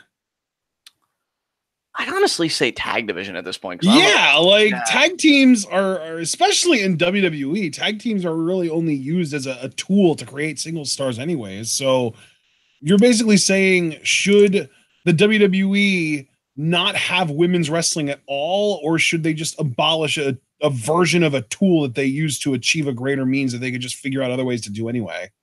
Yeah, like, I don't know if WWE has ever really cared about tag team wrestling, and they're really just now starting to care about women's wrestling. So I'd rather go with the more novel than the very tired concept of, okay, I mean, the last time I ever remember them caring about tag team wrestling might have been like 02 to some of the like SmackDown 06. Yeah, SmackDown 6, and then 06 when London and Kendrick had their really long reign with the titles. I mean, that's it. But yeah, it's been a long fucking time. So yeah, do away with the tag division, and that way you keep all the wrestlers. You just lose one kind of wrestling. So yeah, there you go. Next up, where's my Christmas present? Didn't buy you one. And to be fair, I went broke, so wouldn't have been able to anyway. But I don't know. There's always next year, friend. Next. All right. And yeah, I've seen, you know, ditto. Yeah. We've got 3 questions from Ben Jr. First up, how was this year compared to most, and what are the things you wish to improve on in the coming years? This year was fine. You know, I definitely think like towards the very tail end of 2018, things really start picking up for me because I'm getting back into reading again, volunteering a lot on the crisis line again. But 2019, you know, it's an open field. And again, there are 2 big conferences I want to do. There are people I want to meet. There are connections that I want to make, experiences I want to have. So I hope that that all works out. I'm optimistic about 2019. I'm excited about 2019.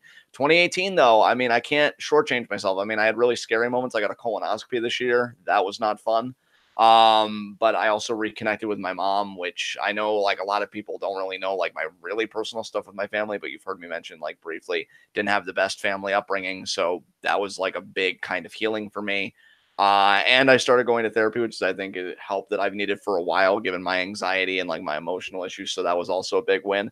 So I think as far as my personal development, 2018 was actually a better year than I might believe it to be at first glance. And I'm just hoping 2019 is more of the same. So Yeah, I feel like from like a personal selfish standpoint, we both had pretty damn good 2018s. yeah, 2018 really wasn't bad for me. Yeah. Because you also did your first conference this year, man. Yeah, absolutely. That's true. I did. And wow, what an experience. Yeah, that was Yeah. like a life changer for you, wasn't it? Oh, hell yeah. Well, I looked at the world in a whole new way because once you do it once, you realize what's really stopping me from doing it again. And then you realize, oh, wait, money, but that doesn't have to do Yeah. with me, at least not entirely. So, yay. But yeah, man, I mean, 2018, I feel like was good for TWitWoW. I mean, we were fucking workhorses this year. We put out so many commentaries this year. God damn. And like, I mean, yeah, as a channel, we broke the 2,000 videos uploaded mark. damn. Yeah, currently this is our 2039th video on the channel. That's nuts, dude. Like, that's just crazy. So yeah, I think part of the question was like, what would you change? And I really can't think of things. I mean, obviously, if I could change one thing, wasn't exactly thrilled to go in for a colonoscopy and like have all those health issues, but at the same time, like I feel like you grow from every experience. And honestly, I'd kind of credit that experience for kind of helping me manage my anxiety a bit long term, to not always jump the gun and fear the worst about things. So yeah, I mean, I don't really think I would change anything. I think I would just keep it as it was and just hope that I could do even better next year. That's just kind of my perspective on it. Yeah, that's kind of where I am too. It's like if I could just have 2019 be as good as 2018, except better in all the things that it was good about, that would be amazing. Like Exactly. because like I said, like my goal for 2019 is to pay off 2 of my 3 remaining student loans, and I paid 1 of the 4 that I originally had off this year. So that was like my big achievement of 2018 was paying my first student loan off. Like that was such a great feeling. Is like my payments were $140 a month and now they're 115. And once I pay another one off, they'll be down to like 90. It'll be great. Hell yeah. So it's pretty great. All right, next question. Let's see. Second question from Ben Jr. Any fears and why? I mean, the perfection. I think just like a universal human fear is the fear of being alone. Yeah, definitely. And not just being by yourself, but actually being alone. Oh yeah, one of my favorite phrases is there's a big difference between isolation and solitude. Yeah. And like I can appreciate solitude, but isolation would drive any person mad. Yeah. Yeah, I mean, I actually heard that if you are in like a dark room with no light for up to like 3 days is all it takes. You start fucking hallucinating. Oh wow. Yeah. Like it drives your brain actually insane. Wow, that's horrifying actually. Yeah. Yeah, I mean, I have a fear of mice. I really shouldn't be because they're more scared of me than I am of them, but emotions really don't adhere to rationality. Oh, the irony. You have a fear of mice, and I'm watching Ratatouille on my TV right now. Ratatouille. I love this movie so much. It actually is a good movie, and the critic's speech, like towards the end, is so fucking good. I think it's actually one of my favorite Pixar moments, honestly. Yeah. Really well done.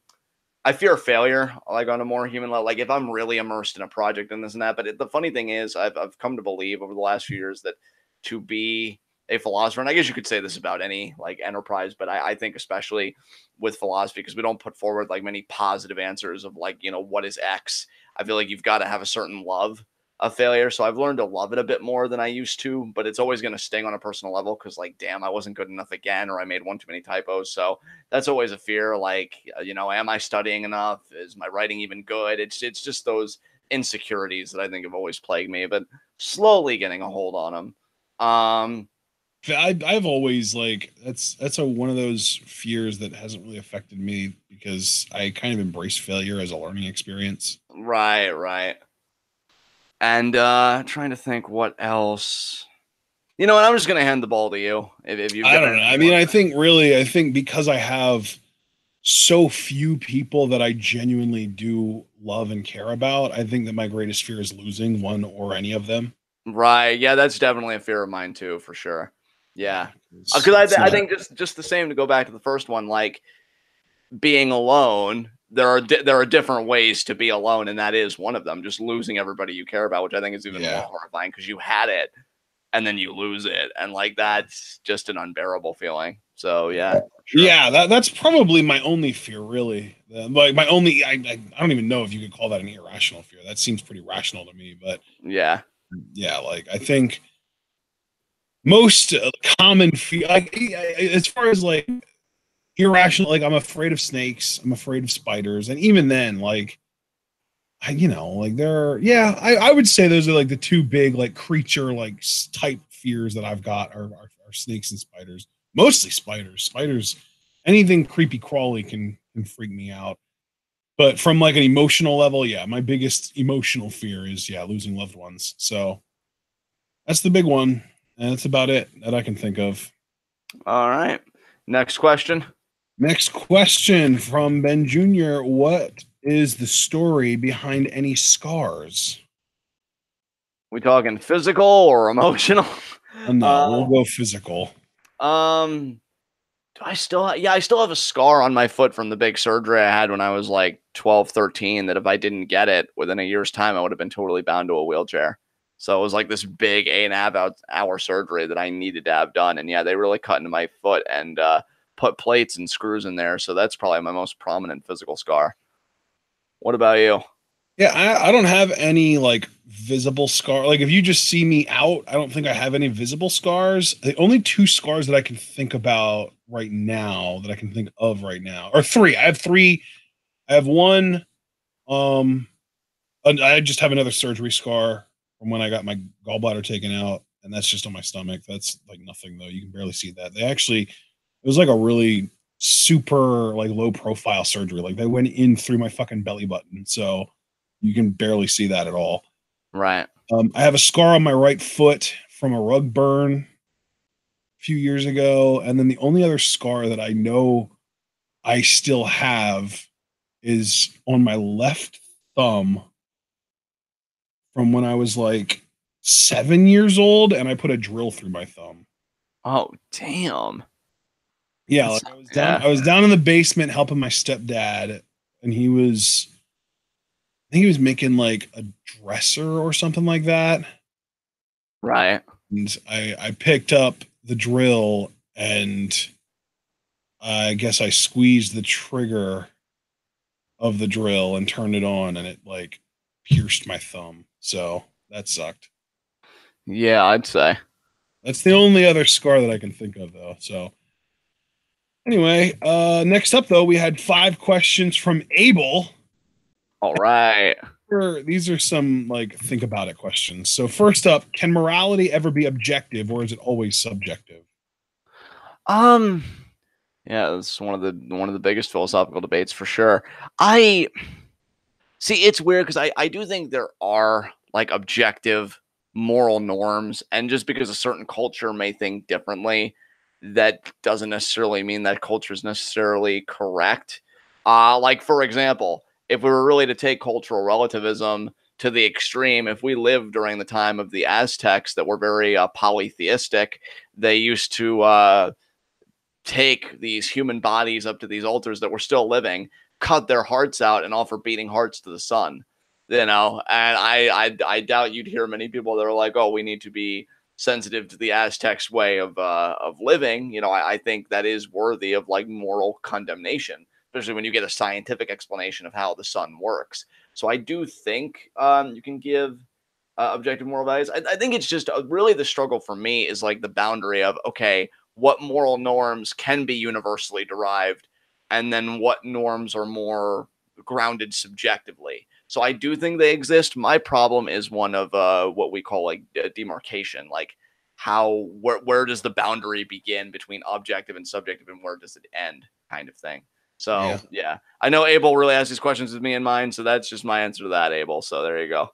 Yeah, I'm actually like I'm kind of on the same exact page as you, because I thought, like, when I first saw this, I was like, oh, morality is totally subjective, like it depends on the position. And no, like, to me, I'm actually starting, like, the more I think about it, the more I lean towards objective, because to me, there is no circumstance that killing somebody should be okay.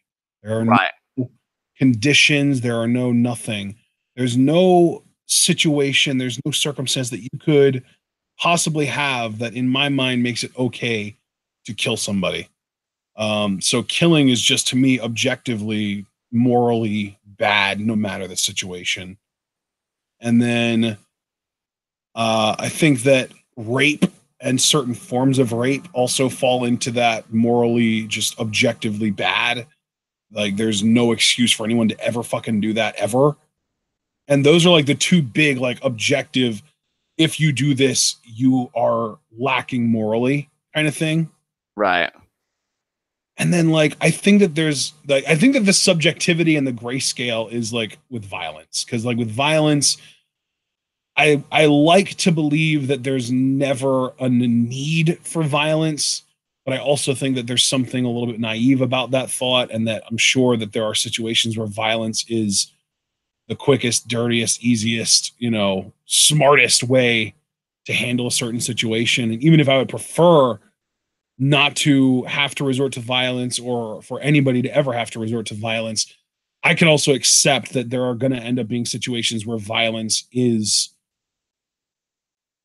the most effective answer. You know what I mean? Right. Yeah. To me, I think the objective thing is don't murder, don't rape, and then it's subjective after that. Yeah, it's very interesting, your position on murder, because it makes me think. I know when I usually, like, ascribe things to you, I know, like, I'm guessing you don't, like, get the reference fully, but that's very Kantian, because Immanuel Kant developed. I know who Joseph. Oh, I thought it was Joseph. Shit, never mind. No, Immanuel Kant developed this moral system called the categorical imperative, and, like, the way it works, he said you can arrive at a universal like law if you, like, applied it to everybody. So, for example, if you were to say for yourself as a subjective rule, murdering is okay, you could really learn the rightness or wrongness of that rule if you universally applied it to everybody. And a world where everybody's murdering each other is just pure chaos. So Kant said, logically, that's unsound. Therefore, murdering categorically is just wrong. So it's just very interesting that you take that. I guess I do kind of think that way too, because I always, like, even when it comes to, like, certain social justice related subjects, like, I know that I saw a video a few years ago with transgender people trying to convince Jordan Peterson that there should be some kind of a law insisting upon people using the proper pronouns for transgender people. And Jordan Peterson was, you can't legislate that, whatever.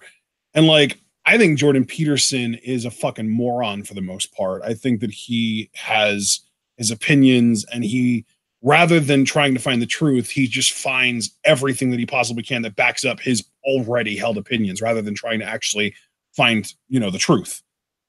And that's a dangerous way of thinking. But in this case, like, even though I think that people should refer to trans people by the pronouns that they would prefer, I don't think that it should be okay for you to legally punish them if they don't. You know what I mean? Okay. Like, I don't think that it would be okay for somebody to be legally punished for calling me a she. Like, I identify as a male, but if you call me a she, I'm not gonna like you, but I don't think that you should be legally punished for that. I think it's a dick move, and I'll do my best to avoid you. And if you escalate it, like stalk me, then there you can be legally punished. But just calling somebody a pronoun that they don't identify with, I don't think should be something that's legally punishable. All right. Well, yeah, that was very interesting. And that was only Abel's first question. So what's Abel's next question? Next question from Abel. Will religion ever become obsolete? God. No. I'm going to say no to that. But it's an easy no, yeah. No, I don't think it would. I mean, I have my own reasons for that, but I don't really think I'll get into that. Well, no, I think that he asked the question because he wants us to get into it, and I'll go first just so that you can kind of figure out how you want to say what you want to say. I think that there are always going to be people that seek answers that we don't have, that are seeking answers to questions that we don't have answers to. And as long as there are questions that we don't have answers to, people are going to find ways to fill in those gaps. And that's where the God answer comes into play. So I don't think that religion will ever be obsolete. I mean, yeah, essentially what Ashton said. I think people. Here's the funny thing, and here's kind of a wrinkle in my thought that I never get into, and I'm looking to explore this more philosophically. Um, Metaphysic, which is pretty much in philosophy, like the study of reality, and you get into like subdisciplines, all that. But like metaphysically, I'm a secularist. I reject the idea of this all-encompassing entity, all-knowing, all-powerful that we denote as a god. I don't believe in that. Ever since I could really think for myself, I don't think I've ever really believed in it. But I do think that like certain spiritual concepts, like Christianity, like agape, like open love for like one's neighbor and stuff. Buddhism, rejection of the self and stuff like that. I think there's a certain allure to these spiritual concepts, but religion as an institution, it's. I often wonder, honestly, if religion would be healthier with like um more democratic like social and economic institutions surrounding it. So like for example, we have religion in a very capitalist age, and you can kind of see the relationship with that, whether it's something as small as like collection plate, going around twice, which that happened to me when I went to my cousin's baptism, and just other stuff like politicians invoking God, and yet they blame Muslims for when they say Allah, when it's pretty much the same thing. Like I know Ted Cruz, a guy that's like very anti-Muslim and stuff like that. When he won the Iowa straw poll, I guess when he was gunning for a run for the presidency, he opened his speech with glory be to God, or God be the glory, or something like that. And I'm like, wow, the hypocrisy. So yeah, I think on an institutional level, when it has actual political and social influence, I vehemently reject religion. But my thing has always been, if just on a very personal, existential level, like Ashton said, it's how people kind of answer questions for themselves, or they feel a deeper communion with their neighbor because of religion as a bridge. I find that less harmful. Personally, it's just when you really let the institutions get so big that they actually have political and social sway, that I am deeply concerned. I am, and I know you are too, Ashton. I'm very big on separation of church and state. Yeah. So yeah, that's a big thing for me. But on a more microcosmic scale, I've never really cared. Just don't try, and I guess this kind of ties back to the first question too. Just don't try and legitimize, your acts of like discrimination or violence. Like, oh, I kicked my son out because they're homosexual and God hates homosexuals. That kind of, like, I hate that shit. But yeah, it's a tightrope for me. But yeah, I really think Ashton hit the nail on the head early. And my big thing is more religion as an institution within a society, that I just don't like the direction our society is going. And I think religion kind of exacerbates that in some ways. I mean, hell, I think there was another new scandal recently in the Vatican with like all this molestation and stuff. And that's what I mean about institutional abuse and getting away with these kinds of social practices. So yeah. Next question from Abel. Third question from Abel. How likely do you think it will be that humans will last another 1,000 years? Probably likely. Because what's funny to me, and maybe this is a very pessimistic view by me, and I apologize if it offends or upsets anybody, but like, we are more adept, I feel like, at surviving in situations that we create, rather than just finding alternatives to those situations at all. So, like, for example, we keep being told, right, you shouldn't use coal anymore, you shouldn't use oil anymore, like, it's really damaging to the planet. We would find a way more quickly to adapt to the changed planet, since we mine so much coal and oil, than we would in just finding an alternative source altogether. I genuinely believe that. I feel like humans are more adaptive than proactive in that sense. I don't know if that makes any sense, but that's just kind of a feeling I have about human beings. And I think they could, this planet, honest to God, I think it could be like the worst hellish landscape. And I still feel like there would be a bunch of humans that would be hangers on and just not kick the bucket or concede to it and just be like, fuck it, I'm going to live. I'm going to thrive however I can. So Yeah, I think with that attitude and with that mindset, they'll be around another 1,000 years. Maybe that's hubristic of me, but that's just kind of No, what I actually, believe it or not, I actually did a little bit of research when I saw this question to find out if there were any scientific estimates. Yeah. And currently, the sort of 95% confidence formula suggests that with 95% confidence, the earliest that humanity will end is 7100 AD. So we've got Oh another wow. 100 years. So, Damn. All right. and it also says that the latest date within this 95% confidence interval that humanity will end is 7.8 million AD. Damn. Okay.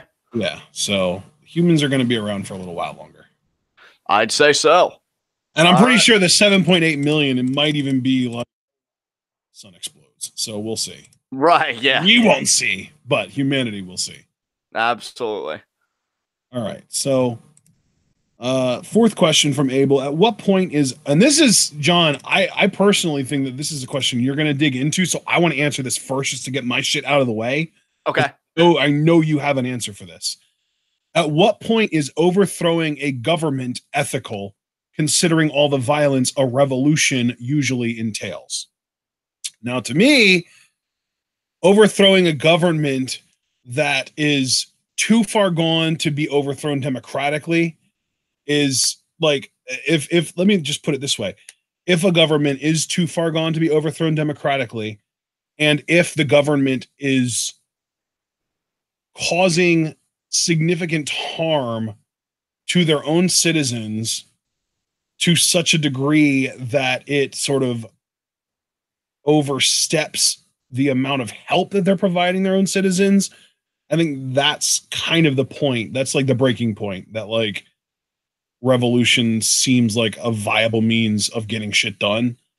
And that's all I really have, because there are so many nuanced points that go into this, and this is why I wanted to go first, because that's all I have to say is when a government is impossible to overthrow democratically and does more harm than good, that's when boom, it's time. Like, go ahead, overthrow. So, John, I know you have a more well thought out answer.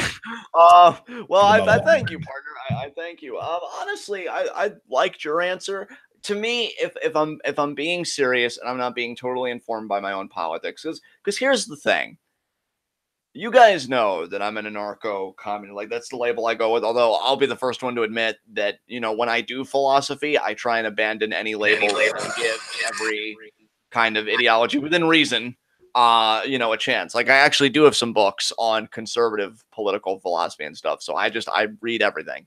There are two camps that I'm of the mind of, maybe more, but I'd like to keep it to two, just to keep moving along, because we've kept a really good pace with this Q&A. One, any government that does not justify itself, is illegitimate. If you're illegitimate, there are grounds for abolition. See, that's what I don't like about the misinformation that's spread about anarchism. People assume that anarchism is anti-authority, but it's not. That should be qualified, and the qualifications are important. We're anti-illegitimate authority. So, for example, I know Bakunin, which I've never really formally read, and Anarchist era, so it would also be something that ideally I would change next year, but there's a lot of books I want to read, so don't hold your breath. But he gives the example of, if I need my boots shined, or I need boots fashioned or whatever, I go to the bootmaker, because the bootmaker has the knowledge and therefore the authority, to do the job that needs to be done. If I need to be treated for an illness, very straightforwardly, I go to the doctor, because they have the knowledge and the authority to tell me, okay, take these antibiotics or whatever. If a government cannot explain to its citizenry why that government should be in power, what it can do with that power for us that we can't do for ourselves or through alternative means, it should not exist. And that's why the funny thing is, I do see some kinship with, conservatism as historically understood, and anarchism. And I even explained to Ashton, we were playing Rocket League one night, and I said all political ideologies end in conservatism, because once you've achieved kind of the state that you want, then the next step is just the conservation of that state. But yeah, that would be the first thing with anarchism. It's illegitimate authority. A government has to be able to show its people that its authority is legitimate, that its authority is actually to the betterment of the people. whose aggregate makes up this concept, however nebulous, that we call a state. The second position I actually find kind of fascinating. And I learned this from the liberal political theorist and philosopher Michael Walzer with his tome on just war ethics, which to me, that's one of the most fascinating areas of moral philosophy is when is a war just? What are the rules of war? You know, this and that. And it was actually a book that, despite how big it was, I read the whole thing. So kind of a pat on my back there. And he talks about revolution. And I found his sentiment very interesting. So I'm going to try and make a very simple model of this to explain it. Say you have a country, we'll just call it X. I'm not in the mood for creative names or whatever. And these people are very happy and prosperous, whatever. And then another group of people come and they overthrow the people of X and they establish, you know, a government, whatever, whole new rules, whole new social customs, whatever. The indigenous people of X, you know, they rise up, they try and overthrow it, that they're outmatched technologically and militarily. And Walzer comes to the conclusion that those people, right, they have a right to revolt and take their government back. Where they lose that right, and this is what gets interesting to me, say that, like, I don't know, maybe it would have to be more than this, but let's just throw a number out to keep it going. 5 generations of people have passed, and this newest generation is living on the state of X with this government established. So the indigenous people, they never took it back. The government's still in place. If that generation of people really like the government, and the fire and the negativity and the critique like that no longer stands because they're happy, their needs are met and everything, the revolution loses its legitimacy. So I think Walzer's really getting at a revolution only has legitimacy so long as the people themselves are dissatisfied. If you ever get a generation of people that actually like the operations of said government and things are flowing smoothly and things are going well, the revolution loses its legitimacy. So I think Walzer boils it down to a very personal relationship between state and citizen, where the legitimacy or illegitimacy of revolution is predicated on satisfaction or dissatisfaction, respectively. And I find that to be a very interesting model because, you know, I could be, from my generation, a very fiery revolutionary. Oh, they took this land from us. They took these jobs from us. But then a few generations later, there could be a whole turnaround. Oh, man, I've never seen such technological prosperity. I'm getting paid. I'm providing for my family. Why would I want to uninstall this government? And then I no longer have a leg to stand on because the people whose needs are most immediate and matter most, they're being taken care of. So it's very interesting take that I think Walzer has, and it's something that I've even wondered, like, how does that conflict or meld with anarchist theory? So yeah, I'm more partial to the anarchist view that no matter what the generation, a government's got to be able to legitimize its authority to you. But the very interesting thing is, if you bring Walzer into the equation, maybe one generation would perceive the authority as illegitimate based on the material conditions and needs, but then maybe it would become more legitimate with the passage of time. I don't know if that's ever happened historically. I don't know if you'd ever meet a time where a government like Nazi Germany, say, would ever become legitimate. But I think it's a fancy little thought experiment and just something that I think adds nuance to really on both sides what's been a very straightforward kind of no, revolution's never justified, yes, revolution's always justified, and it's a very nuanced middle ground to me. So those are the 2 answers I wanted to give, just to really give Abel and others something to chew on. Next question. Awesome. I'm really glad that you were able to get your shit in too, because hell yeah. Yeah. All right. I'm always going over. Yeah. I love it. 5th and final question from Abel. What do you hope to see from the WWE in 2019? Better writing. Wouldn't that be wonderful? Maybe booking for something other than Heat all the time. Yeah. Yeah, like that's just it. Like, I want, God, what I want. Ashton, you're better at sound bites than me, and you know what I want, because I feel like we want the same thing. So, like, I know you said not booking for Heat all the time. Is there anything else you want to add to that? God. It'd be nice if they would feature people that are going to be there in a few years over people that are either part-time or planning on leaving in a year or two, or trying to leave and just working out the way to make the most money and shit like that. Like, reward the people who are loyal, you know? Hell yeah. That's like, fuck Brock, fuck Ronda, fuck Taker, fuck Kane, fuck Show, fuck, you know, even to a degree Cena at this point. I love Cena, but he's doing all this backtracking, apologizing to The Rock for taking shots at him for leaving Hollywood. But, like, dude, that's just hypocritical as far as I'm concerned. Yeah. Anyway, yeah, like, you know, two big things for me.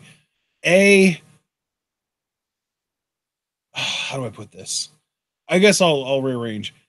A would just be to be more of a meritocracy and book people who are going to be here in 3, 4, 5 years rather than just caring about what's going to be happening in a month.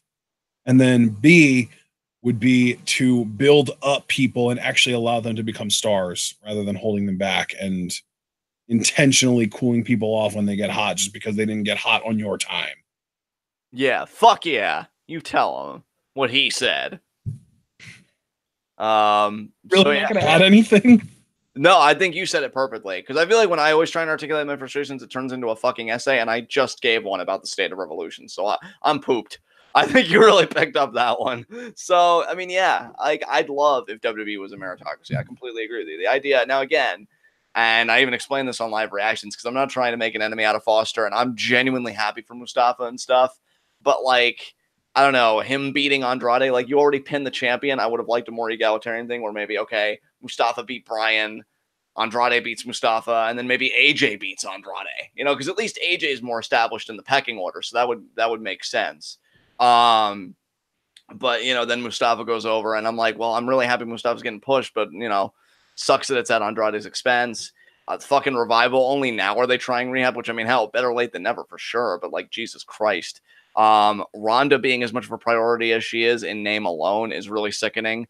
You can pretty much tag that criticism onto Charlotte. Like, if you're really listening to fans, I will say, if there's one thing that WWE does right, and it kind of goes back to Mustafa and stuff, I wish they'd be more experimental, because I will give SmackDown credit for this. Mustafa Ali in the WWE title picture is never something I thought I would say unironically. Yeah. And I'm actually really glad that I am, though, because it's different. Hell, that was the only thing that I really gave the Jinder Mahal reign credit for. I mean, different isn't always better, mind you, and Jinder was living proof. But yeah, I was even going to say, like, until in WWE's eyes is like 6 months of Jinder Mahal as WWE champion. Yeah. So clearly a mixed bag, but you know, I want them to take more chances. Like the idea that Becky could main event a Mania in 2019, fucking do it. She's genuinely one of, if not the hottest act in the company. Her access sold out in 90 seconds. I think that was the shortest time compared to anybody. And, you know, she shared stuff with like Charlotte and Seth Rollins and all that, and she still beat them all out. I think that's impressive as fuck. Like, go with what's out there. Like, it really amazes me that WWE, they see what's right in front of them all the time, and they just continuously go their own way, and it just frustrates the fuck out of me, because sometimes I think for artistic integrity, you should go your own way, because maybe not everybody sees the big picture. I feel like Lucha Underground's done that, and more often than not, it's been to their benefit. You know, because it's like, oh, we didn't have all the pieces, and now that we do, wow. But I have to be honest, most of the time when WWE does complete their picture and they're like, okay, now it's done, I'm just sitting here like, yeah, still fucking sucks. Get off the stage. So, yeah, I wish it was more meritocratic, you know, to your point.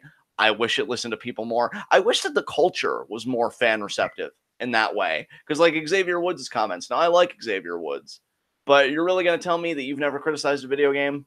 You've never criticized a movie? And like, how would you feel if like, you know, you criticized an Iron Man film and Robert Downey Jr. just came and told you, you know, your opinion doesn't matter, shut up. Like, I don't know. There are a lot of things that I don't like. But thankfully, the wrestling world is big, even though WWE will always have the biggest piece of the pie. And yeah, I just want a fucking wrestling show. You know, that's really all I want. And you've got the roster to do it. So maybe 2019 will be the year. We'll wait and see. Next question or set of questions. Yeah, next set of questions. We've got 5 from Alex Foster, and these are the final 5 of this month's Q&A. First up, do you guys see any flaws with Triple H taking over? It can't all be good. And yeah, I would agree with that, because the biggest problem I have with Triple H, or really with any one person being in charge of the entire product, is that they can kind of get set on certain opinions and be extremely difficult to move off of that opinion. So like, for example, if Triple H decides, you know, because, you know, let's say Natalya gets an amazing reaction in Montreal, and then the next week they're in like fucking Green Bay and she gets a great reaction there too, even if it's a little bit less than the one she got in Montreal. And that's all it takes for Triple H to be like, God damn, Natalya, she's so over. We need to give her a push. Like, it depends on how stubborn he is and how willing to stick to his guns he is. And especially because, like, I think there's also this kind of problem of every time Triple H is ever asked, hey, man, NXT's awesome and the main roster sucks. Why can't you guys do more stuff on the main roster like what you do in NXT? He never says, well, because different people are in charge. It's always, well, because they're different audiences. So my concern would be that WWE main roster through the lens of Triple H wouldn't even be all that different than the WWE main roster in the lens of Vince McMahon, because Triple H might just think like, you know, what Vince is doing is pander to the common crowd, you know, trying to bring in non-wrestling fans rather than just specifically pandering to wrestling fans. Whereas what Triple H is doing in NXT is pandering to people who are already wrestling fans. So he might not even change anything. He might not even be that big of a change on the main roster if he thinks that what Vince is doing is the right call. And that's kind of also, it's a process over results thing. But if Triple H thinks that Vince's process is correct, then he's going to keep doing it, you know? Yeah, I think my concern, I share some of your concerns, and really it almost kind of goes back to the past question of what you would want to change in WWE. I don't know if this is still true on the second half, but I don't, how can I put this? I don't like when creatively there are too many cooks in the kitchen, and then whichever pitch gets chosen, that's just done by one person. I feel like they've got it backwards. I feel like you should scale back your creative process to maybe like 3 or 4 writers so that it's more tight knit and intimate. And yet I feel like the decision making should be more democratic.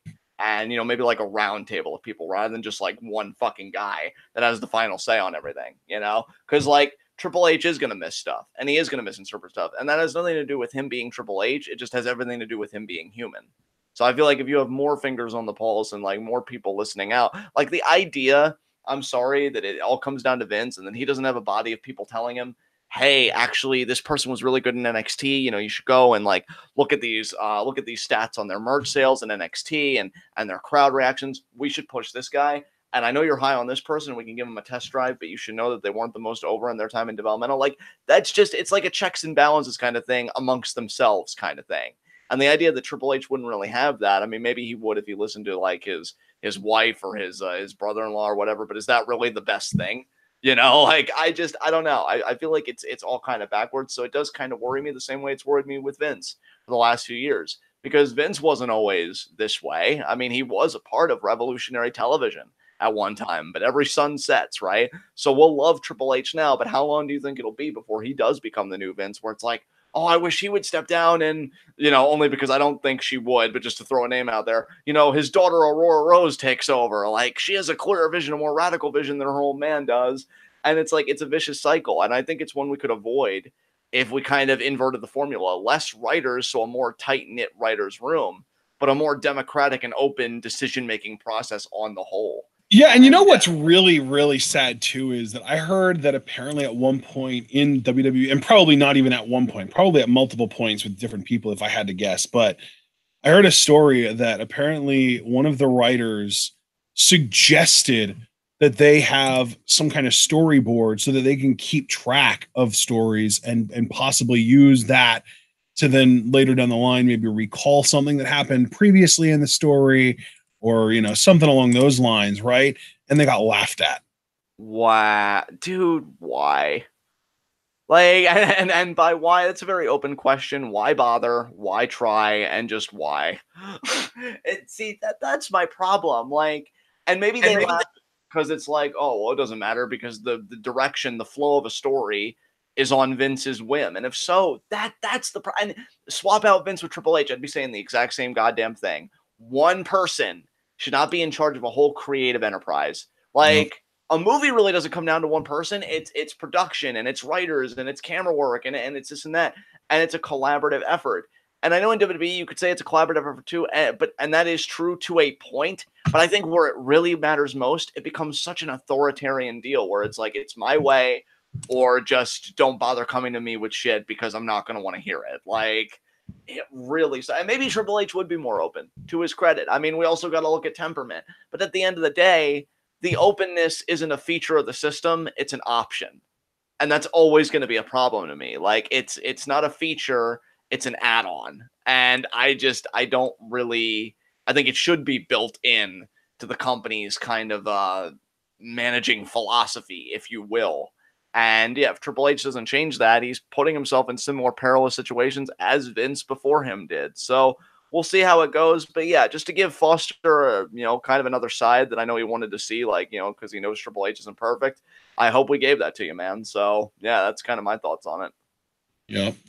All right. Up next, our second question from Foster: what wrestlers probably give the worst Christmas gifts? Probably Dolph Ziggler. I would say. Yeah, I was gonna say, like, let's think of who the most narcissistic people in wrestling are, and go. Dolph Ziggler and Natalia comes around, because when Natalia would be fucking cat themed, and she'd be like, "You following my cats on Instagram?" Yeah, because she makes everything about herself because she's an actual fucking narcissist. Yeah. So Dolph, Natalia. I mean, hell, who in WWE? I bet you Vince gives shitty gifts. It's probably a card like, "Get your own damn gifts, work harder, damn it." But yeah, I'm definitely sticking with Dolph and Natalia. Who else? I feel like Cesaro's probably an awkward gift giver. I don't know. There's something about that. You got any ideas in mind? I'm still just trying to think of like narcissists, like people who are very self-centered and really don't really pay attention to everyone else around them. It's kind of difficult actually because it seems like there are so few. Charlotte is a really good answer actually, because Charlotte, like, even if you just read her fucking book, she talks about, like, even though Sasha was so much more over than her and better than her in every way, she just wasn't sure why the crowd didn't want her to win. That kind of shit. Right. Oh, wow. There are like hints of narcissism in Charlotte's personality, so I would guess she's probably a pretty awful gift giver. Yeah. I mean, she doesn't even give people the time to talk cutting promos. I'm pretty sure she's probably. I mean, since we're talking about people who are the worst, we might as well mention Nia Jax too. I can't imagine she gives good gifts. The gift I'm giving you is your face. I'm not gonna break giving it. It wouldn't be your face. She would think that a gift is her face. Yeah. Oh God. Yeah. Bitch, isn't it enough of a gift that I'm here? That was actually really good. Oh my God. Oh man, I don't know if a really good Nia impression is what you wanted in your repertoire, but you got it. So. Oh no. I want to make it known right here and right now that any Q&A questions that feature requests of me doing a Nia Jax voice will be denied. Oh, limitations. Gotta do it. All right, third question from Foster. What other things, wrestling related or otherwise, should we blame Baron Corbin for? I think Baron Corbin is responsible for global warming. I think Baron Corbin's responsible for making baldness less sexy. Thanks for ruining Ciampa for me, you son of a bitch. I mean, isn't Ciampa good enough to save baldness, though? You're so right. God, Ciampa Daddy, I'm so sorry. It's just been a long day. No, let's see. What other things can we blame Baron Corbin for? Wrestling related or otherwise. Let's see. I bet you Baron Corbin is Donald Trump's life advisor. Yeah, Baron Corbin is just another obstruction to Braun Strowman being fucking Universal Champion, as he's deserved to be for forever and a day now. So thanks for that, Baron. Oh yeah, since we're going to go into the wrestling related stuff now, I blame Baron Corbin for Money in the Bank being meaningless now. Yeah, way to fuck it up for the rest of us, Baron. God, he just continued the U.S. titles like a downward spiral into meaninglessness, which I think Shinsuke tried to rehabilitate, but that was more on the writing, and Rusev hopefully will rehabilitate. Baron Corbin makes pro wrestling look less credible. Just in yeah, Baron. I'm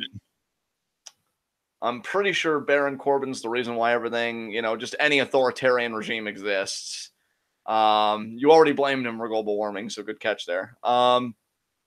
He'll probably be to blame for the next financial crisis because how any person can willingly pay him, they're probably killing the economy. So anybody that has relationships with Baron, that's also part of the problem. So it just kind of widens the net. I'm also going to put blame on Baron Corbin for North Korea having nuclear power. Yeah, that's another good one for sure. I mean, they just know that if the WWE ever gives the Universal title to Corbin, that's when they need to pull the trigger. Baron Corbin is to blame for the whole Drake Maverick pissing on Bobby Roode's jacket segment. Yeah, he wrote that himself personally. That was exactly. So fuck you, Baron. Yeah. Yeah, I think I'm gonna stop there. Is there anything else you want to blame Baron Corbin for? I hear it was Baron Corbin's idea to hire Jake Hager and make him the central point of Lutron Underground season 4 as well. Oh wow, fuck you, Baron. Third question from Foster. Oh no, that was the third one. Fourth question from Foster. What other pitches / speeches should Shane give before SmackDown Live to the entire roster? I want his version of a ruthless aggression speech, honestly. Like, I don't know. I just feel like, and then Kevin Owens comes back and he powerbombs him again. And just like, fucking can't even breathe. Ruin his life. Yeah, exactly. So yeah, I want a Shane McMahon version of a ruthless aggression speech. And yeah, I think I'm just gonna stop there. That's honestly the best answer I could get. Oh, and I guess like a rah speech for SmackDown side of both the men and women's Royal Rumble because he wants SmackDown to rebound from Survivor Series and win both Rumbles. So yeah, you know what? If I'm gonna give a genuine answer and a comedic answer. My genuine answer though is I want Shane McMahon to give SmackDown Live's roster a pep talk before Survivor Series 2019, and then they go on to win every match. Oh, I like that. That's a great idea. Yeah. Comedic answer though, I really just want Baron Corbin to recite the Gettysburg Address to the SmackDown roster for the entire episode of SmackDown. Oh wow, that would really be something. That'd be pretty cool. Final question of the entire Q&A, fifth and final from Foster. Alliteration. Would an open world DBZ game work? Also creating your own character with it. Offline game, maybe? I don't know.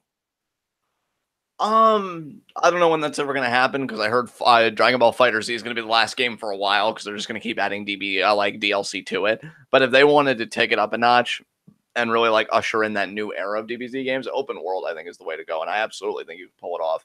You could, fly everywhere, collect Dragon Balls, interact with people, get in fights. I'm sure there'd be a campaign mode somewhere.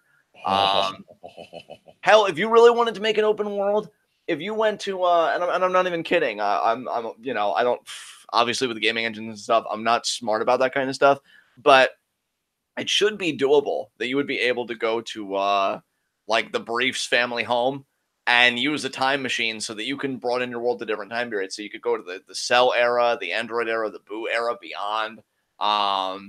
Maybe even there's like a further future where it's like not canon in the show, but it's more like the whatever the game community is, and then you could just go and interact with people in the community and kind of create your own timeline based on your interactions with the larger DBZ community.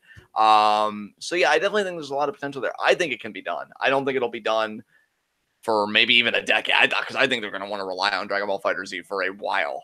But I think if you were to make a new game to kind of break away from that and introduce a new generation of games, that's the way to go. And I absolutely think it's doable for sure. So, you know what, dude? You talking and this question has really kind of sparked my creativity. And I think it would be amazing to get an open world Dragon Ball /Z/Super MMO, something along the lines of Ark Survival Evolved. Obviously, you wouldn't have dinosaurs. I mean, there might be some dinosaurs because I think there were dinosaurs and dragons and stuff in the first Dragon Ball series. But yeah, the idea that you could be in this open world, you could learn skills over time. Now, I think the two biggest differences, obviously I already mentioned no fucking tameable creatures or whatever.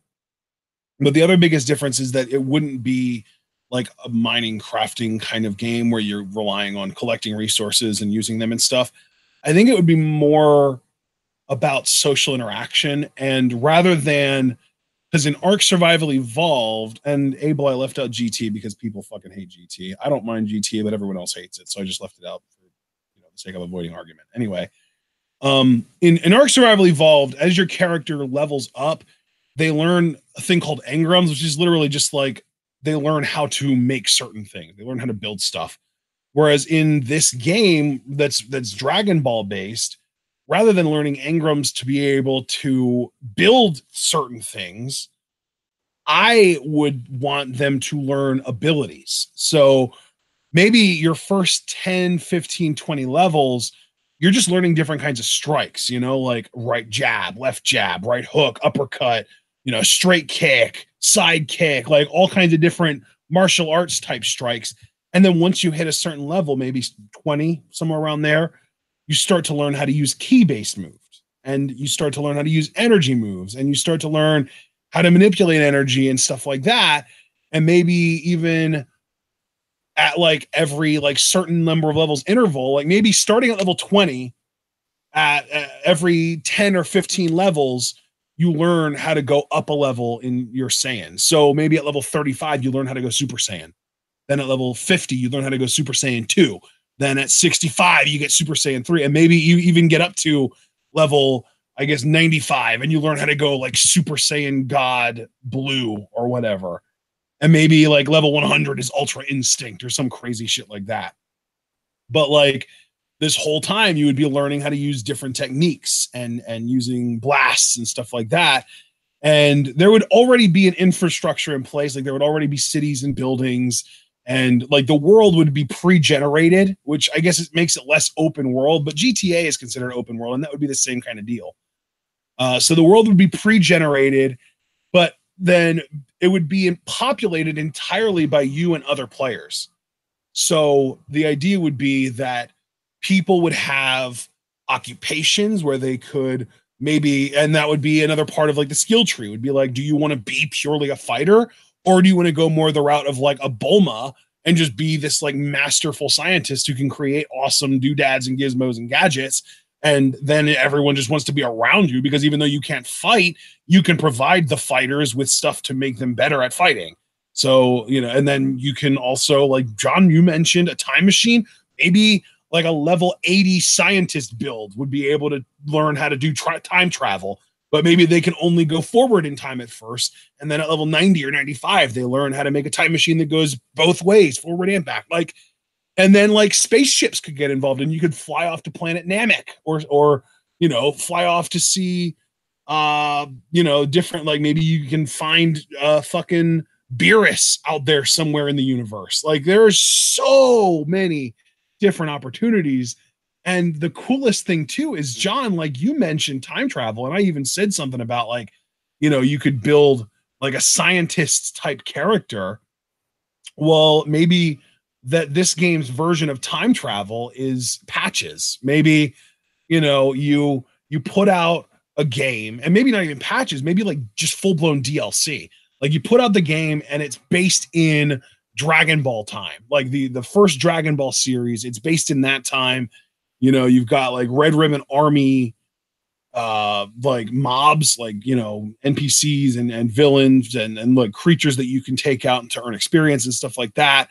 And then over time, you can put out like Saiyan Arc DBZ era world that people have to pay like 5 or 10 or 15 bucks. They can download that world. And then if you get a scientist who learns how to time travel, you can then use that to travel the character that you've been building up in this Dragon Ball world to the Saiyan era DBZ world. And then like you can use that time travel then whenever a new DLC comes out with an updated world. So you could do the Saiyan arc, the Frieza arc, the we wouldn't do like a Future Trunks, but you could do like a Cell arc and then a Boo arc and that kind of stuff. And you could just use this time travel function to, once you download the DLC, to actually access that with the character that you've still had this whole time.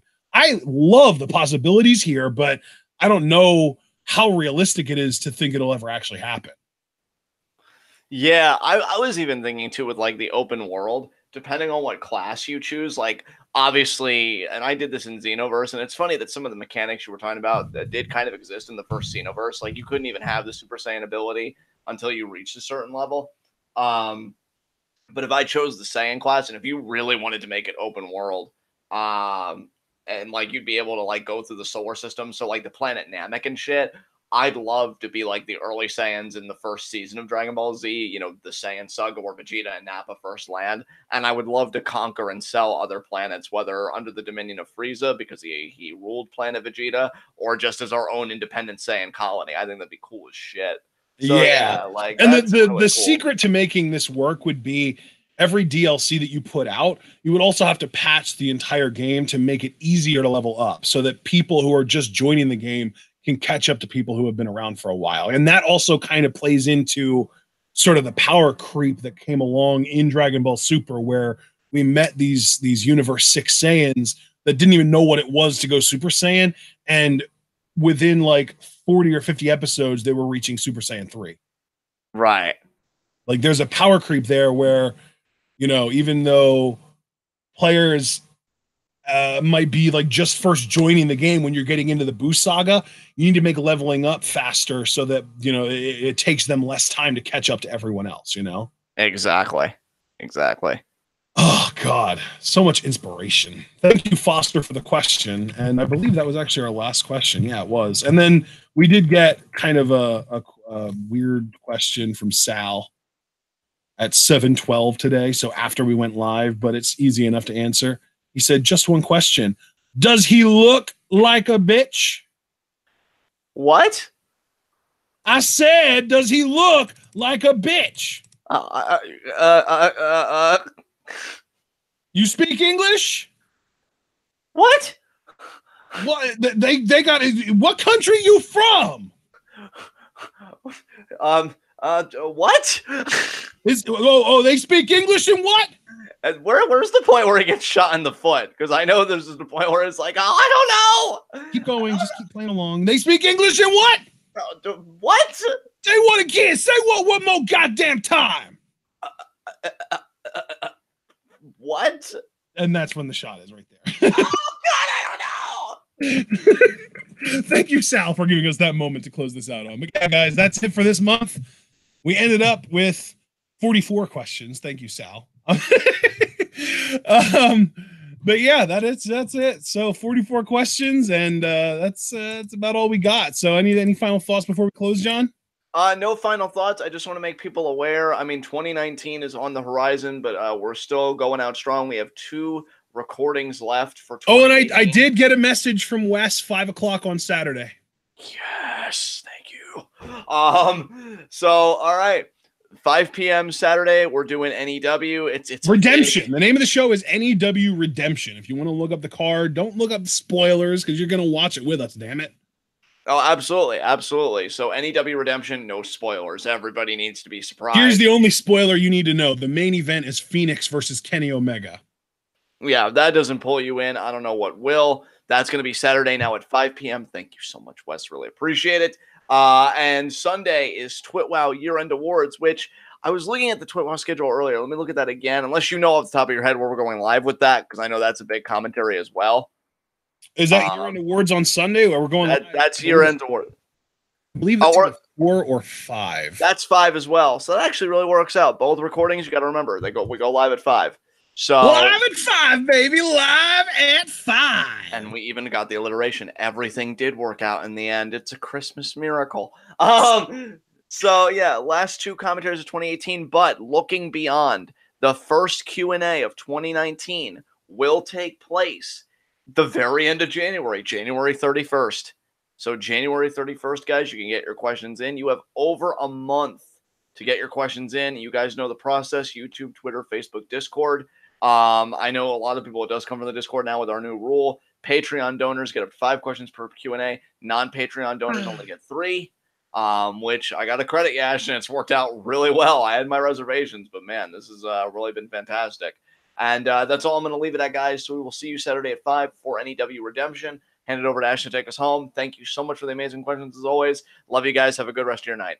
5 is the magic number because we go live at 5 on Saturday and Sunday, and our next Q&A is in 5 weeks. And if you are a patron, you get 5 questions. So 5 really is a truly magical number over the course of the next month or so. That said, though, guys, we do hope that you enjoyed this Q&A. Like the video, If you're here, you're probably already subscribed, but if you randomly stumbled upon this, subscribe. I promise not all of our shit is this serious or funky. Actually, most of it is pretty funky, but not all of it is as serious as some of the stuff on this was. We usually just cover wrestling, but still, yeah, subscribe, notifications, follow us on Twitter, like the Facebook, donate on Patreon. Make sure you get in on the next Q&A. Get your 5 questions instead of just 3. 5, 5, 5, 5, 5. And yeah, buy the merch on Teespring, all that fun stuff. So we'll see you guys on Saturday at 5 for our live reactions to NEW Redemption. And then Sunday is the big one. We've got year-end awards, baby. That's last year, that shit went almost 6 hours. So Sunday is going to be very interesting. And we will see you on Saturday or Sunday or both. But whatever it happens to be, we hope that you remember to stay tuned.